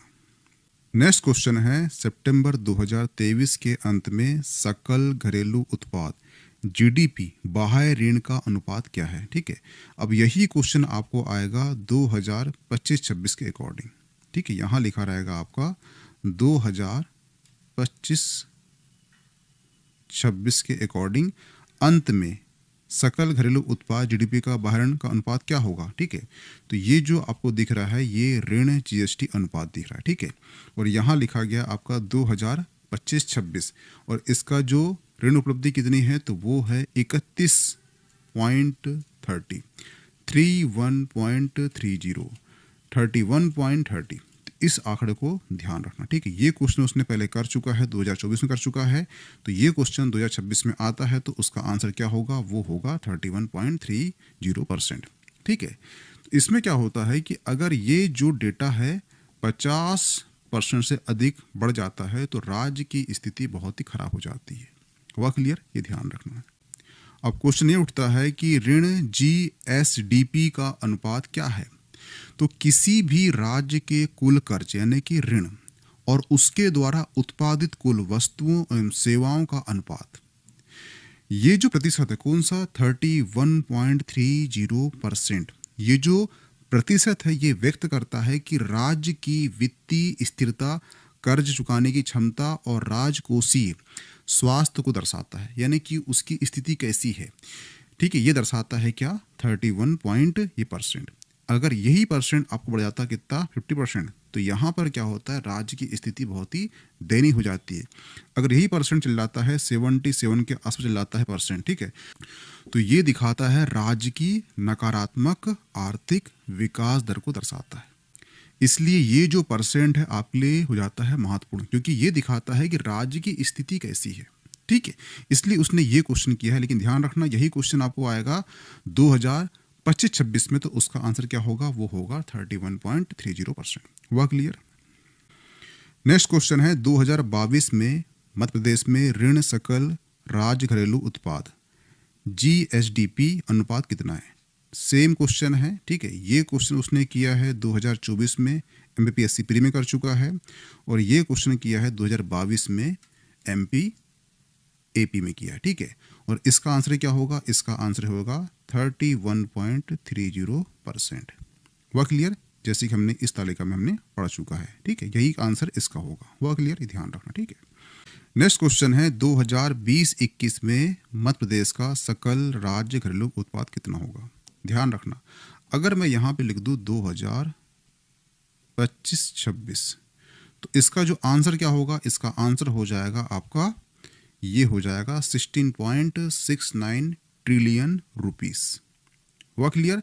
अगर ये क्वेश्चन आपका पूछता है भविष्य में, तो उसका जो आंसर होगा वो होगा 16.69 ट्रिलियन रुपीस में।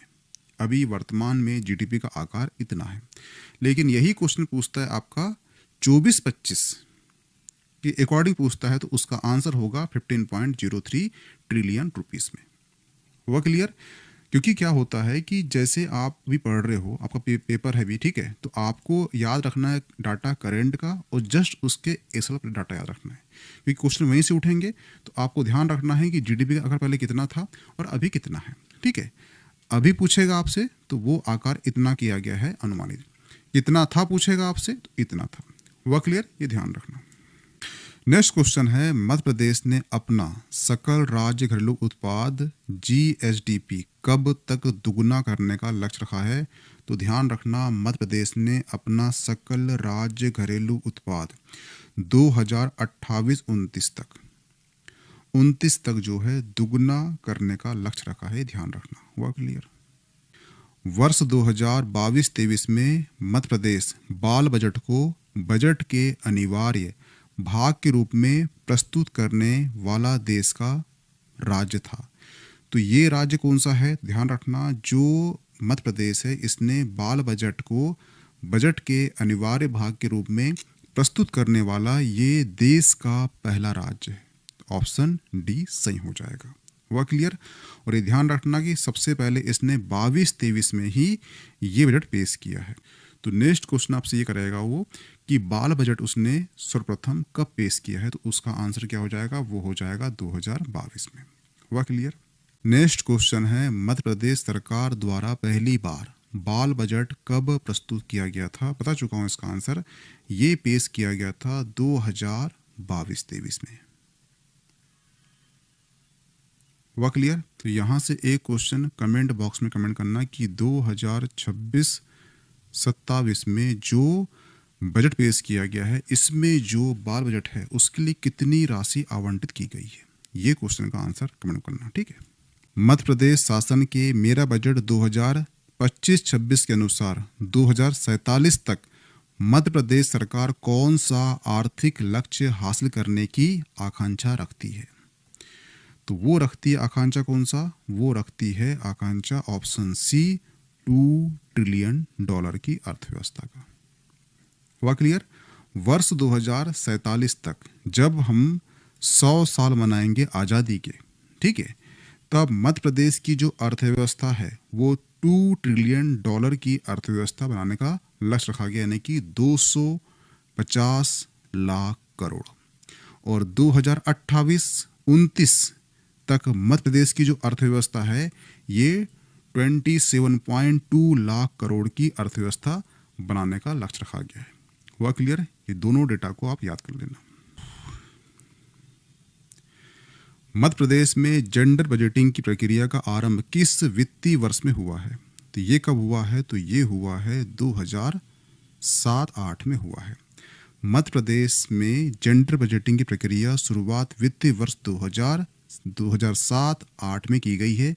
इसका उद्देश्य क्या है? इसका उद्देश्य योजनाओं एवं कार्यक्रमों में महिलाओं की भागीदारी और उसके लाभ को सुनिश्चित करना। जेंडर बजट में 31 विभागों के महत्वपूर्ण कार्यक्रम सम्मिलित किए गए हैं, ध्यान रखना। हुआ क्लियर? मध्य प्रदेश में जेंडर बजटिंग की प्रक्रिया का आरंभ किस वित्तीय वर्ष में हुआ है? किस में हुआ है? ये हुआ है आपका 2007-08 में। नेक्स्ट क्वेश्चन है मध्य प्रदेश की अर्थव्यवस्था है, तो ध्यान रखना मध्य प्रदेश की जो अर्थव्यवस्था है वो कृषि प्रधान अर्थव्यवस्था है। इसके बारे में हमने अच्छा खासा डिस्कशन करे हैं। लेक्चर 1 हुआ है आर्थिक सर्वेक्षण का, उसे आप जाकर एक बार देख लेना। ठीक है। मध्य प्रदेश की अर्थव्यवस्था का मुख्य रूप से आधार है वो क्या है? तो वो है कृषि क्षेत्र। मध्य प्रदेश वित्त निगम का मुख्यालय किस जिले में है? कहाँ पर है? पता है आपको, ये इंदौर में है। नेक्स्ट क्वेश्चन है मध्य प्रदेश में ज्ञान मिशन को शुरू करने का मुख्य उद्देश्य क्या था? तो क्या था? इसका मुख्य उद्देश्य था समावेशी एवं व्यापक विकास करना। ऑप्शन बी सही हो जाएगा। ठीक है। लेकिन वर्तमान परिप्रेक्ष्य में 2026-27 में 25-26 में इसका जो क्वेश्चन होगा वो हो जाएगा ज्ञानी। वर्तमान का जो बजट पेश हुआ है उसमें पूरा फोकस हुआ है, वो हुआ है बजट का मुख्य फोकस क्या है? वो है ज्ञानी। ठीक है। जी फॉर क्या होता है? गरीब, वाई फॉर युवा, ए फॉर अन्नदाता, एन फॉर नारी, ये पहले का था। ठीक है। इसमें 2 आई ऐड हो चुके हैं। एक आई का मतलब होता है इंफ्रास्ट्रक्चर और दूसरे आई का मतलब होता है इंडस्ट्री। हुआ क्लियर? जैसे कि आप देखना यहाँ पर गरीब कल्याण अंत्योदय की अवधारणा को करेगा साकार। युवा शक्ति यानी कि ये वाई युवाओं को कौशल का विकास एवं रोजगार उन्मुक्त देगा प्रशिक्षण। अन्नदाता यानी कि किसान, अन्नदाता की आय में वृद्धि करना, किसान की आय में वृद्धि करना है। नारी शक्ति यानी कि सशक्त नारी। ठीक है। इंफ्रास्ट्रक्चर यानी कि आधारभूत सुविधाओं का विकास करना है। इंडस्ट्री यानी कि प्रदेश में औद्योगिक निवेश को प्रोत्साहन देना है। सिंपल सी बात है, अगर आपने इंफ्रास्ट्रक्चर को ठीक कर लिए तो सिंपल सी बात है आपके जो राज्य है मध्य प्रदेश में वहाँ पे जो बाहरी कंपनियां हैं वो मोटिवेट होगी यहाँ पे आने के लिए।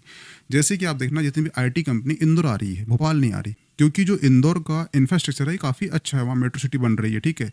रेल सुविधा है। ठीक है। वहाँ पे एक सूखा यार्ड भी है धार के पास, तो वहाँ की लोकेशन अच्छी है क्योंकि वहाँ का इंफ्रास्ट्रक्चर अच्छा है, इसलिए वहाँ पे आईटी कंपनी आ रही है। तो उसी प्रकार से अगर आपने इसको ठीक कर लिया इंफ्रास्ट्रक्चर को, तो सिंपल सी बात है जो इंडस्ट्री है वो आने के लिए मोटिवेट होगी। इसलिए यहाँ पे फोकस रखा गया है इस बजट में ज्ञानी को। हुआ क्लियर? क्वेश्चन कहता है कि मध्य प्रदेश में प्रत्यक्ष विदेशी निवेश यानी कि एफडीआई के संदर्भ में निम्नलिखित कथनों पर विचार कीजिए। ये क्वेश्चन आ चुका है 2023 में, लेकिन वर्तमान परिप्रेक्ष्य में इसका जो आंसर होगा, ये जो इमेज दिख रही है ये इमेज है आपके आर्थिक सर्वेक्षण की। ठीक है। इसमें बोला गया है कि जनवरी से सितंबर 2025 की अवधि के दौरान राज्य में कुल 327.34 करोड़ रुपए का प्रत्यक्ष विदेशी निवेश एफडीआई फ्लो दर्ज किया गया है। और कहाँ किया गया है? ये किया गया है इंदौर में, भोपाल में, उज्जैन में। ठीक है। तो इसका आंसर क्या होगा वर्तमान? ये हो जाएगा 327.34 करोड़। ये जो इमेज दिख रही है यहाँ पर लिखा है आपका राजकोषीय उत्तरदायित्व और बजटीय प्रबंधन अधिनियम 2003। ठीक है, ये क्यों लाया गया था? एक्चुअली अभी आपने पढ़ा है कि मध्य प्रदेश का जो राजकोषीय घाटा है वो कितना है, वो 4.66% है। ठीक है, और ये जो एक्ट है इसका संबंध राजकोषीय नीति से है। ये क्या था? ये भारत सरकार द्वारा एक कानून है, ठीक है, जो वित्तीय अनुशासन लाने और राजकोषीय घाटे को कम करने और दीर्घकालीन व्यापक आर्थिक स्थिरता सुनिश्चित करने के लिए लागू किया गया था। इसका उद्देश्य क्या था? इसका उद्देश्य था राजस्व घाटे को समाप्त करना और राजकोषीय घाटे को सकल घरेलू उत्पाद के कितना 3% तक सीमित करना। ठीक है, तो क्वेश्चन कभी आएगा आपको कि राजकोषीय उत्तरदायित्व बजटीय प्रबंधन अधिनियम कब का है, तो ये 2003 का है। हुआ क्लियर? ये ध्यान रखना। लेकिन यही क्वेश्चन आता है आपको मध्य प्रदेश के परिप्रेक्ष्य में। ठीक है, यानी क्वेश्चन आया कि मध्य प्रदेश राजकोषीय उत्तरदायी बजट प्रबंधन कब का है, तो ये कब का है, ये 2005 का है। अगर क्वेश्चन आता है भारत परिप्रेक्ष्य में तो उसका आंसर हो जाएगा 2003। लेकिन यही क्वेश्चन आता है, यहाँ पे आपको लिखा रहेगा मध्य प्रदेश राजकोषीय उत्तरदायी बजटीय प्रबंधन अधिनियम कब का है, तो वो 2005 का है। एमपी परिप्रेक्ष्य में आता है तो उसका आंसर क्या होगा, 2005 होगा। भारत किस में आता है तो उसका आंसर 2003 होगा। हुआ क्लियर? यानी कि मध्य प्रदेश ने भी ऐसा ही एक्ट पास किया है जिसके अंतर्गत राजकोषीय नीति को, राजकोषीय घाटा को कम करना है। उसके लिए उसने बिल पास करी, कब करी, 2005 का एक्ट ला दी। हुआ क्लियर? तो ये ध्यान रखना। ठीक है, और इस एक्ट के अंतर्गत जो मध्य प्रदेश है वहाँ पर जो राजकोषीय घाटा है उसको करना है 3 से लेकर 3.5% तक लाना है, किसके, जीडीपी के। हुआ क्लियर? और यहाँ पे कितना है, तो यहाँ पे 3% है। ये नहीं पूछेगा, आपसे पूछेगा ओनली एक्ट कब का है। अगर क्वेश्चन करता है मध्य प्रदेश के परिप्रेक्ष्य में तो उसका आंसर होगा 2005। अगर क्वेश्चन करता है भारत के परिप्रेक्ष्य में तो उसका आंसर होगा 2003। ये घाटी प्रवृत्ति दिखा रहा है आपको यहाँ पर। ठीक है, 2020-18 से लेकर 2025-26 तक क्वेश्चन आपको आया कि घाटा जो है, जो राजकोषीय घाटा है सर्वाधिक कब हुआ था, तो ये 2020-21 में हुआ था। क्यों हुआ था? क्योंकि इसमें आया था, कोविड की लहर आई थी, आपको जानते हो ना, 2021। ठीक है, तो उसमें जो है कोविड के कारण जो है राजकोषीय घाटा अधिक बढ़ गया था, बाकी डिक्लाइन चला है। क्वेश्चन आपको इतना सा आया है कि सर्वाधिक घाटा का हुआ था, तो ये हुआ था 2020-21 में। ध्यान रखना, जो लेक्चर पहला हुआ है उसमें हमने इसमें अच्छे से डिस्कस कर चुके हैं, कोई दिक्कत नहीं। ठीक है, नेक्स्ट क्वेश्चन है 2023-24 की तुलना में 2024-25 में मध्य प्रदेश के किस कृषि उत्पाद के प्रतिशत में गिरावट दर्ज नहीं की गई है? क्या बोला यहाँ पर, नहीं की गई है। ठीक है, तो यहाँ पे आपको दिख रहा है खाद्यान्न उत्पादन, दलहन, तिलहन, ठीक है, वाणिज्य फसल उत्पादन। ये दिया गया है आपका कृषि की इमेज, और ये इमेज किसकी है, वो है मध्य प्रदेश के आर्थिक सर्वेक्षण की।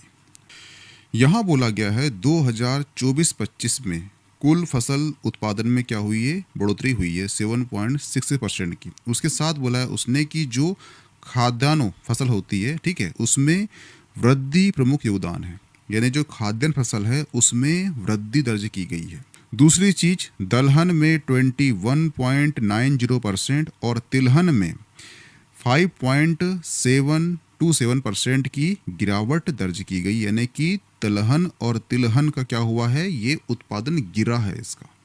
हुआ क्लियर? ये ध्यान रखना। ठीक है, वाणिज्य फसल गन्ने के उत्पादन में 19.5% की कमी आई है, और जबकि कपास जो है, जो क्या है, एक वाणिज्य फसल है, इसमें भी 3.78% की गिरावट आई, यानी कि जो वाणिज्य फसल है इसमें गिरावट आई है।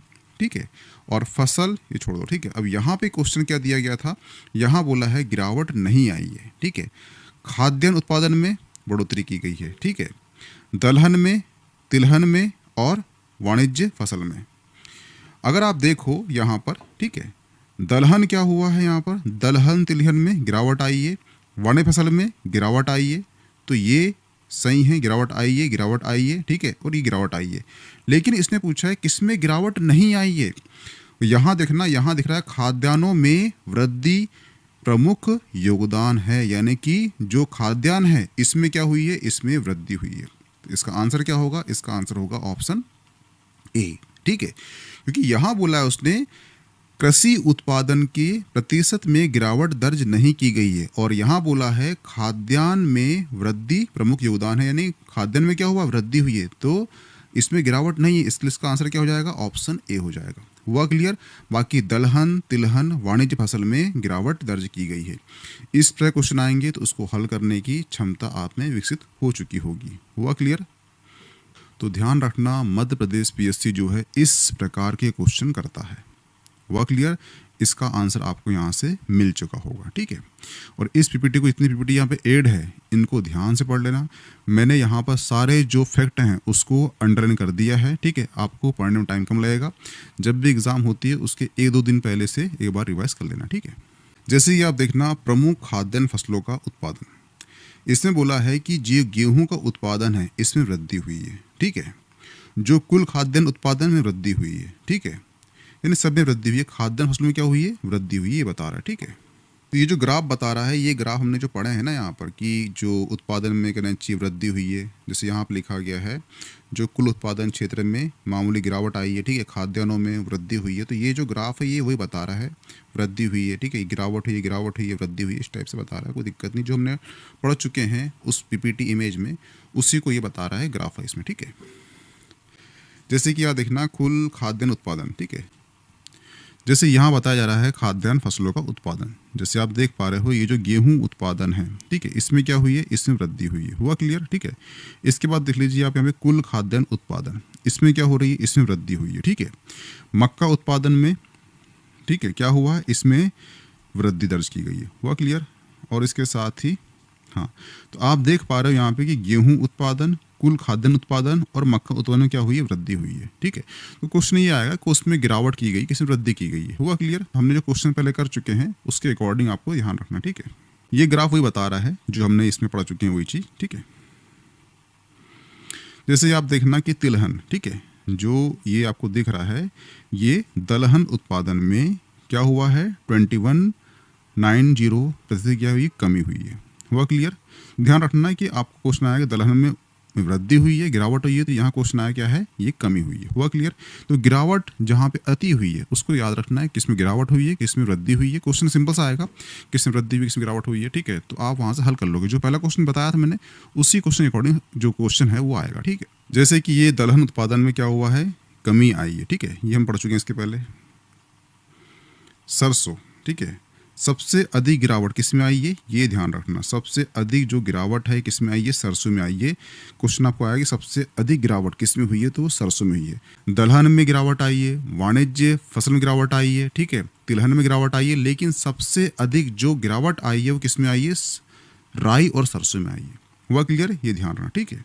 जैसे कि हमारा जो राज्य है उसका एक और नाम है वो है सोया स्टेट का उत्पादन वर्ष 2023-24 से इतने हजार टन से घटकर 2024-25 में 6,624 टन रह गया, यानी कि इसका उत्पादन 6,800 से 6,600 हो चुका है। यानी क्या हुआ, जो सोयाबीन का उत्पादन है इसमें क्या हुआ, 3.10 जो प्रतिशत है इसमें क्या हुआ, मामूली गिरावट दर्ज की गई है, ठीक है। यानी ध्यान रखना, आपको इतना ध्यान रखना है कि जो सोयाबीन स्टेट का नाम है एमपी का, जो सोयाबीन उत्पादन है उसमें मामूली गिरावट दर्ज की गई है। अब ये क्वेश्चन उठ सकता है कितनी गिरावट दर्ज की गई है, क्योंकि आपका जो राज्य है उसका नाम ही क्या है, एक वो है सोया स्टेट। तो क्वेश्चन पूछे है कितनी गिरावट हुई है, तो आपको ये वाला फैक्ट याद रखना है, वो गिरावट कितनी है, वो 3.10% गिरावट दर्ज की गई है। हुआ क्लियर, ध्यान रखना। ये क्वेश्चन काफ़ी आईएमपी क्वेश्चन, इसमें बोला गया है कि भारतीय खान ब्यूरो द्वारा प्रकाशित वित्त वर्ष 2024-25 के राज्यवार उत्पादन में राष्ट्रीय आंकड़ों में मध्य प्रदेश के संदर्भ में कौन सा कथन सुमिलित नहीं है।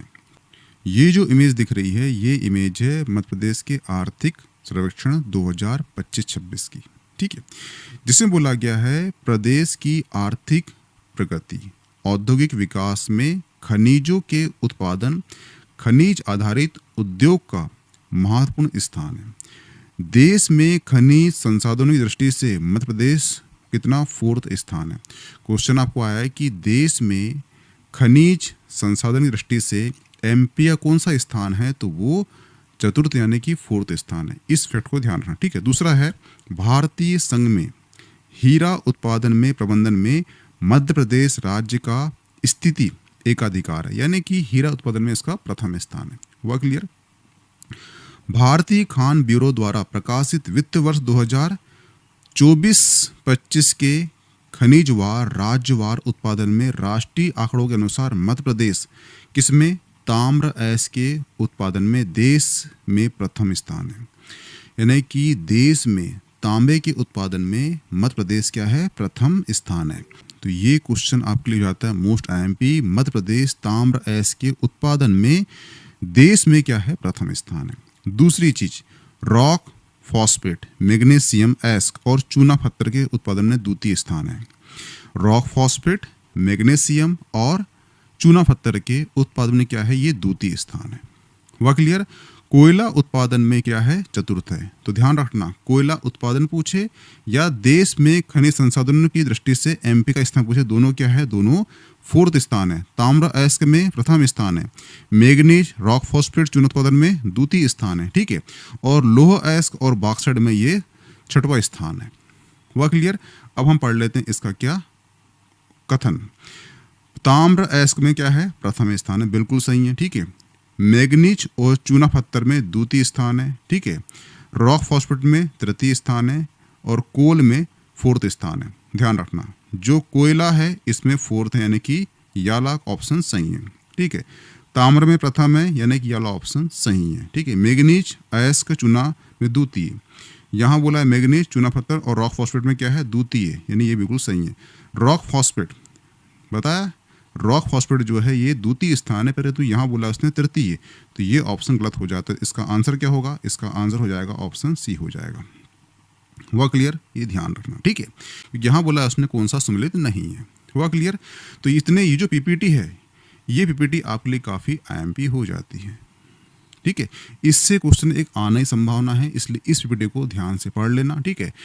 उतना तनाव मत लेना, जब एग्ज़ाम पास में होगी आपकी, ठीक है, तो 10 दिन पहले मैं डाल दूंगा लिस्ट, ठीक है, कि भारत में मध्य प्रदेश का स्थान किन किन क्षेत्रों में प्रथम, द्वितीय, 4th और तृतीय, ठीक है। ये लिस्ट डाल दूंगा मैं आपको, ठीक है, तो पढ़ लेना, ठीक है। और हो सके तो आप जो टेलीग्राम ग्रुप है वो ज्वाइन कर लेना, ताकि जो कई चीज़ क्या होती है, छोटी चीज़ होती है, ठीक है, फैक्ट होते हैं, वहाँ पर मैं पोस्ट कर दूंगा, तो उसे पढ़ते रहना आप, ताकि आपका जो एग्ज़ाम तक कई सारे फैक्ट होते हैं जो मुझे लगता है कि क्वेश्चन आने की संभावना है, तो आप पोस्ट कर दूंगा, तो उसे आप देख लेने वाला, ठीक है।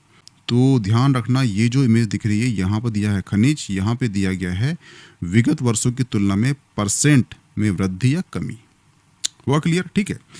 तो यहाँ पे देखना, कमी को ध्यान रखो। पहले कमी किस में हुई है, वो 2 खनिज में हुई है। कौन सा, बॉक्साइट में क्या हुई है, कमी हुई है, और मैग्नीशियम अयस्क में कमी हुई है। जब कमी हुई है 2 में, बाकी सब में वृद्धि हुई है, तो दोनों को याद रखना है कि बॉक्साइट और मैग्नीशियम जो अयस्क है इसमें कमी हुई है, ठीक है। अब ये ध्यान रखना है कि सर्वाधिक वृद्धि किसमें हुई है, तो वो हुई है हीरा में। आप देख पा रहे हो, ये है 1539.32%। ये वृद्धि इतनी क्यों दिखा रहा है, एक्चुअली हीरा जो है कैरेट में मापा जाता है, इसलिए इसकी वृद्धि इतनी ही है, ठीक है। तो कभी क्वेश्चन आया तो घबराना मत कि इतनी वृद्धि कैसे हो सकती है, क्योंकि हीरा जो है ये कैरेट में नापा जाता है, इसलिए इसकी वृद्धि आपको दिख रही है कितनी, 1539.32, ठीक है। तो इसे आप मोस्ट आईएमपी लगा लेना, इसे किसे, हीरा को, ठीक है। और बॉक्साइट और मैग्नीशियम में क्या हुई, कमी हुई है, ठीक है। तो ध्यान रखना, सिर्फ 2 याद रखना है आपको, बॉक्साइट मैग्नीशियम में कमी हुई है, बाकी सब में वृद्धि हुई है। और सर्वाधिक वृद्धि पूछता है आपसे, तो वो है आपका हीरा, कितना, 1539.32। ये डाटा को आपको याद होना चाहिए। हुआ क्लियर, क्योंकि इतनी वृद्धि हुई है तो ये क्वेश्चन कर सकता है वहाँ से, ठीक है। जैसे यहाँ पे लिखा गया है, प्रदेश में वित्तीय वर्ष 2024-25 में वर्ष 2023-24 की तुलना में महत्वपूर्ण खनिज जैसे कोयला, ताम्र अयस्क, लोह अयस्क, हीरा, चूना, रॉक फॉस्फेट में क्या हुई है, वृद्धि हुई है। यहाँ पर कहीं भी आपको बॉक्साइट और मैग्नीशियम नहीं दिख रहा है कि इसमें क्या हुई है, इसमें कमी हुई है, इसलिए यहाँ पे बोला गया है इसमें वृद्धि हुई है। ध्यान रखना, ये वृद्धि को दर्शा रहा है, इसलिए वृद्धि वाले पॉइंट को आपको ध्यान रखना है। इतने याद करना मुश्किल है, इसलिए दो ध्यान रखना कि बॉक्साइट और मैग्नीशियम अयस्क में कमी हुई है। जो बाकी बचे वो कोयला हो, ताम्र अयस्क हो, लोहा अयस्क हो, चूना हो, पत्थर हो, रॉक फॉस्फेट हो, इसमें क्या हुई, वृद्धि हुई है। हुआ क्लियर? प्रतिशत के रूप में क्रमशः तो ध्यान रखना जो 1539.32 1539.32 जो परसेंट है ये हीरा का वृद्धि का दर्शा रहा है, इसे आप ध्यान रखना। हुआ क्लियर? नेक्स्ट क्वेश्चन है निम्नलिखित में से कौन सी योजना अनुसूचित जनजाति यानी कि एसटी कल्याण के लिए संचालित नहीं है? क्या बोला यहाँ पर? नहीं है। ठीक है, तो आप देख पा रहे हो शंकरसा कौन थे? ये एसटी थे। ठीक है, आहार अनुदान योजना एसटी के लिए, संत रविदास सुरक्षा योजना, ठीक है, ये कौन है? तो ये एक्चुअली चमार थे। ठीक है, चमार यानी कि क्या है, ये एससी वर्ग से बिलोंग करते हैं, इसलिए इनकी जो योजना होगी वो एससीओ के लिए होगी। वह क्लियर? एसटी के लिए नहीं होगी, इसलिए इसका जो आंसर होगा वो हो जाएगा ऑप्शन सी। ठीक है, जैसे ये इमेज दी गई है आपकी धरती आबा जनजाति ग्राम उत्कर्ष अभियान, ये जो योजना है 2 अक्टूबर 2024 की है। एक्चुअली ये जो योजना है ये 15 अक्टूबर को लॉन्च करने वाले थे, 15 नवंबर को। ठीक है, पर क्या हुआ था कि वहाँ चुनाव था। ठीक है, इसलिए इसे पहले ही लॉन्च कर दिया गया है चुनाव का लाभ उठाने के लिए झारखंड में। ठीक है, तो 15 नवंबर किसकी डेट ऑफ बर्थ है? वो है बिरसा मुंडे के। ठीक है, ध्यान रखो इसीलिए। ठीक है, तो ये डेट है आपको याद होना चाहिए कि धरती आबा जनजाति ग्राम उत्कर्ष अभियान कब की योजना है? तो वो 2 अक्टूबर 2024 की। ये क्यों याद रखना कि आपकी जो यूनिट 10 है वहाँ पे काम आएगा। ठीक है, आपको हितग्राही मूलक योजना, इस योजना में 3 प्रकार के पुरस्कार की योजना है। ठीक है, एक है शंकर शाह एवं रानी दुर्गावती पुरस्कार योजना। ठीक है, दूसरा है मेधावी विद्यार्थियों को पुरस्कार योजना, ये किसके लिए है? ये सभी क्या है? जनजाति वर्ग के लिए। ठीक है, दूसरा है संदीपनी विद्यालय योजना, इसके अंदर क्या है कि विकसित करने का उद्देश्य है शिक्षा की गुणवत्ता में सुधार हेतु नवीन शिक्षा नीति दृष्टिगत संसाधन संपन्न संदीपना विद्यालयों की स्थापना की गई है। अभी जस्ट कुछ एक एग्जाम हुआ है, कौन सा? आपका एमपी सेट का, एमपी सेट का। ठीक है, यहाँ क्वेश्चन कर लिया था उसने कि 2020 की जो नई शिक्षा नीति है ये कब लॉन्च हुई है? तो इसका आंसर आप कमेंट करना कि ये लॉन्च कब हुई है, किस तारीख को हुई है और किस सन में हुई है। हुआ क्लियर? ठीक है, क्योंकि यहाँ क्वेश्चन कर चुका है वो। ठीक है, यहाँ क्वेश्चन कर चुका है, तो सिंपल सी बात है आपकी वो मध्य प्रदेश पीएससी में कर देगा। ठीक है, नेक्स्ट है आहार अनुदान योजना। ये योजना क्यों लगी थी? इसमें क्या था? कुपोषण से मुक्ति दिलाना था, किससे? जनजाति वर्ग को। ठीक है, दूसरी चीज इसमें 15 जिले शामिल किए गए हैं, जिसमें कि श्योपुर, मुरैना, ग्वालियर, शिवपुरा, गुना, अशोकनगर, भिंड, दतिया, शहडोल, उमरिया। तो आपको ध्यान रखना है 15 जिले इसमें शामिल किए गए। क्वेश्चन आपको यह आया कि आहार अनुदान योजना के अंतर्गत कितने जिले शामिल किए गए हैं? तो वो कितने हैं? 15 जिले। हुआ क्लियर? ध्यान रखना। ठीक है, और यही योजना के अंतर्गत विशेष पिछड़ी जनजाति जैसे कि बैगा, भारिया, सहारिया। क्वेश्चन ये भी आता है कि विशेष पिछड़ी जनजाति कौन कौन सी है? तो वो 3 है। कौन सी है? बैगा, भारिया, सहारिया। परिवार की जो महिला मुखिया एक बैंक खाते में प्रति माह 1000 रुपये जमा की जाती थी, लेकिन वर्तमान में 2023 से इसे बढ़ाकर कितना कर दिया है? 1500 रुपये कर दिया गया है। तो आपको ये वाली जो रकम है वो याद रखना है कि आहार अनुदान योजना के अंतर्गत जो बैगा, भारिया, सहारिया कि जो महिला मुखिया होती परिवार की, उसके अकाउंट में अब 1000 की जगह 1500 रुपये डाले जाते हैं, ताकि वो अच्छा खाना खाए और कुपोषण मुक्त वो हो सके। हुआ क्लियर? ये ध्यान रखना। Sickle cell anaemia. ठीक है, 2017-18 में भारत सरकार जनजातीय कार्य मंत्रालय की नई दिल्ली द्वारा, ठीक है, 3 वर्षीय कार्य योजना थी, जिसमें आयुष विभाग के अधीन शासकीय होम्योपैथी विद्यालय भोपाल के माध्यम से छिंदवाड़ा, डिंडोरी, मंडला, शहडोल के विशेष पिछड़ी जनजाति के हितग्राही हेतु किरण की गई थी। वह क्लियर? तो ये ध्यान रखना। ठीक है, कि सिकल सेल एनीमिया किसके लिए है? तो वो विशेष पिछड़ी जनजाति जो है, जिसमें जिले कौन कौन से हैं? वो है छिंदवाड़ा, डिंडोरी, मंडला, शहडोल। ठीक है, वहाँ की जनजाति कौन सी थी? वहाँ सारिया, भारिया, बैगा जो है उनके लिए थी। ठीक है, ये ध्यान रखना, ताकि जो सिकल सेल एनीमिया है उनको वो उससे उनको मुक्ति मिले। ठीक है,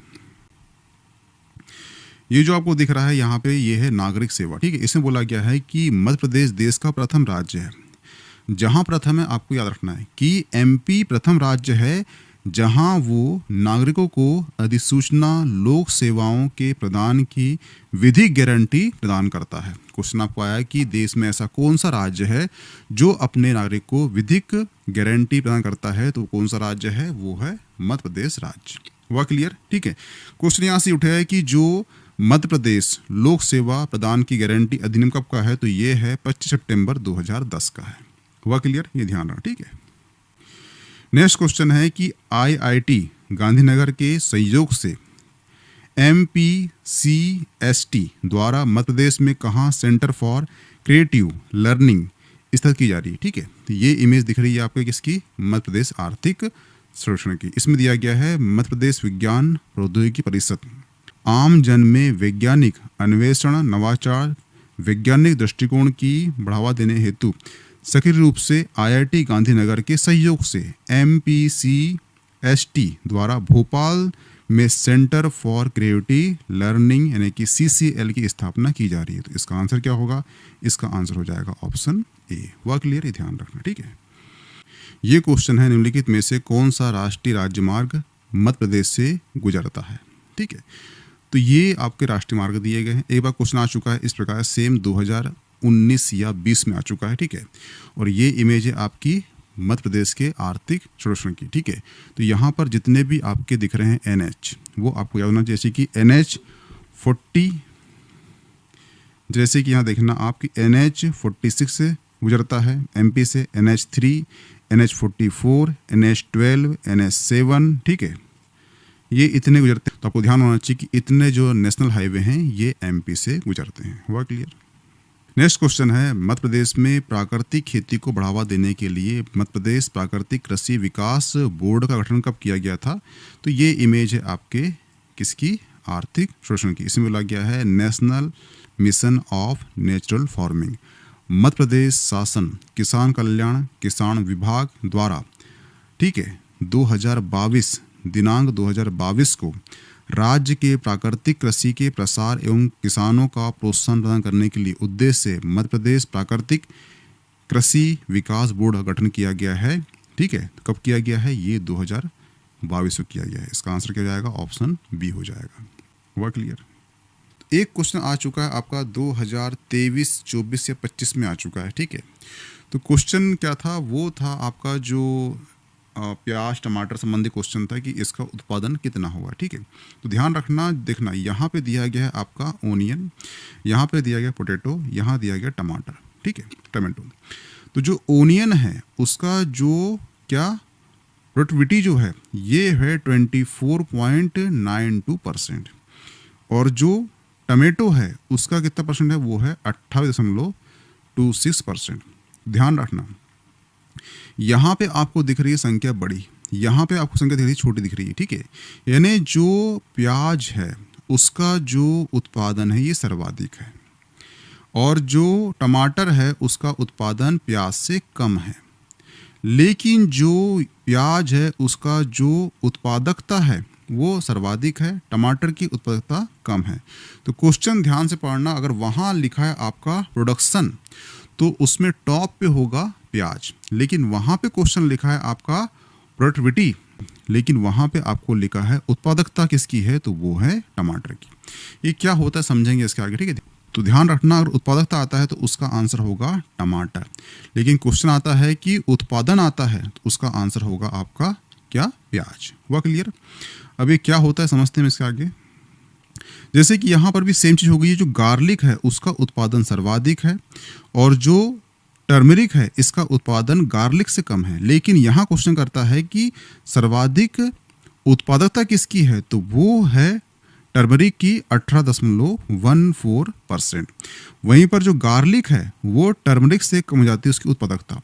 अब हम समझते हैं कि उत्पादन और उत्पादकता क्या होती है। ठीक है। क्वेश्चन आपको आता है कि उत्पादन किसका है, तो वो गार्लिक का है सर्वाधिक, लेकिन क्वेश्चन आपको आएगा उत्पादकता किसकी है, तो वो है टर्मरिक की। ठीक है। तो यहाँ पे हम समझते हैं कि उत्पादन और उत्पादकता में अंतर क्या है। तो किसान है, दो हैं, किसान ए किसान बी है। किसान ए के पास भी 1 हेक्टेयर भूमि है, किसान बी के पास भी 1 हेक्टेयर भूमि है, लेकिन दोनों के उत्पादन में अंतर है। 1 हेक्टेयर में किसान उगाता है 10 कुंटल धान उगाता है, किसान भी जो है एक ट्रे में ही 100 कुंटल धान उगाता है। तो ये क्या कर रहा है, इन दोनों में क्या हो रहा है, 10 कुंटल ये हो गया उसका उत्पादन, लेकिन जो एक ट्रे में 100 कुंटल उगा रहा है ये हो गया उसका उत्पादकता। वह क्लियर? यानी कि बहुत ही कम संसाधन में आप उत्पादन अधिक कर लेते हो तो उसे कहते हैं उत्पादकता, यानी कि इफिशियंसी आपकी अच्छी है। संसाधन कम है और उत्पादन ज़्यादा है तो वो हो जाएगा आपका उत्पादकता। तो यहाँ पे इसलिए बोला है कि जो गार्लिक है, ठीक है, इसका जो है उत्पादन बहुत है परंतु इसके पास क्षेत्र भी अधिक है, इसीलिए इसका जो उत्पादकता है ये कम हो जाती है। उसी प्रकार से जो टर्मरिक है, इसका जो क्षेत्र है उसके अकॉर्डिंग जो उत्पादन है ये सर्वाधिक है, इसलिए इसका जो उत्पादकता है ये सर्वाधिक हो चुकी है। इसलिए ध्यान रखना, वहाँ क्वेश्चन क्या किया है, ध्यान रखना, उत्पादकता पूछा है कि उत्पादन पूछा है। तो ध्यान रखना, अगर इसमें कंफ्यूजन हो रहा होगा आपका तो ध्यान रखना कि जो गवर्नमेंट है वो क्वेश्चन करेगी आपसे जो उसमें उसने टॉप की है। तो यहाँ पर ध्यान रखना, सर्वाधिक उत्पादक किसकी है, वो टर्मरिक की, तो यहाँ पे क्वेश्चन करेगा टर्मरिक, ठीक है। यहाँ पे क्वेश्चन करेगा वो, यहाँ पे क्वेश्चन करेगा वो टमेटो, यानी कि इसकी जो उत्पादकता है अधिक है। तो जहाँ पर आपको, अगर आपको दोनों डाटा याद नहीं हो पा रहा है तो इसे लिख लेना, ठीक है। उत्पादन पूछेगा आपसे तो उसका आंसर होगा प्याज। अगर आपसे पूछ रहा है उत्पादकता, पूछ रहा है उत्पादकता, तो उसका आंसर हो जाएगा टमाटर। हुआ क्लियर? वही सेम चीज यहाँ पर ध्यान रखना कि अगर क्वेश्चन करता है आपसे गार्लिक का क्या है तो ये उत्पादन में सर्वाधिक है, लेकिन जो टर्मरिक है इसका क्या है, ये सर्वाधिक इसमें है, वो उत्पादकता में है, ठीक है। जहाँ पे इफिशियंस के साथ सर्वाधिक उत्पादन होता है बहुत ही कम जगहों पर, बहुत ही कम भूमि पर, उसे कहते हैं उत्पादकता, कि वो बहुत ही कम चीज़ों में, बहुत कम संसाधन में अच्छा उत्पादन कर पा रहा है, यानी उसके पास भूमि कम है लेकिन उसके फसल ज़्यादा हो रही है। हुआ क्लियर? ये कहलाती है उत्पादकता। जैसे ध्यान रखना कि यहाँ पर फ्लावर का नाम दिया गया है, ये है मेरीगोल्ड। मेरीगोल्ड का जो उत्पादकता है ये सर्वाधिक है। तो क्वेश्चन आपको आया कि जो इतने इतने फूल दे देगा, आपको दे देगा मेरीगोल्ड, रोज, ठीक है, ये अपना और फूल दे देगा आपको, ये बोलेगा कि इसमें सबसे ज़्यादा जो उत्पादकता किसकी है तो वो है मेरीगोल्ड की। ध्यान रखना। हुआ क्लियर? यहाँ क्वेश्चन दिया गया है वॉस ऑन व्हील्स पहल की शुरुआत एक पायलट प्रोजेक्ट के रूप में मध्य प्रदेश के किस जिले से की गई है। ये जिले दिए गए हैं, ठीक है, और ये जो इमेज दी गई है, ये इमेज दी गई है आपका क्या, मध्य प्रदेश आर्थिक सर्वेक्षण 2025-26। यहाँ दिखा गया है स्वच्छता साथी, वॉश एंड व्हील्स, ठीक है, माध्यम से ग्रामीण स्वच्छता का कायाकल्प करना है। तो यहाँ दिखा गया है मध्य प्रदेश के हृदय स्थल, एक मौन क्रांति ग्रामीण स्वास्थ्य का चेहरा बदल रही है।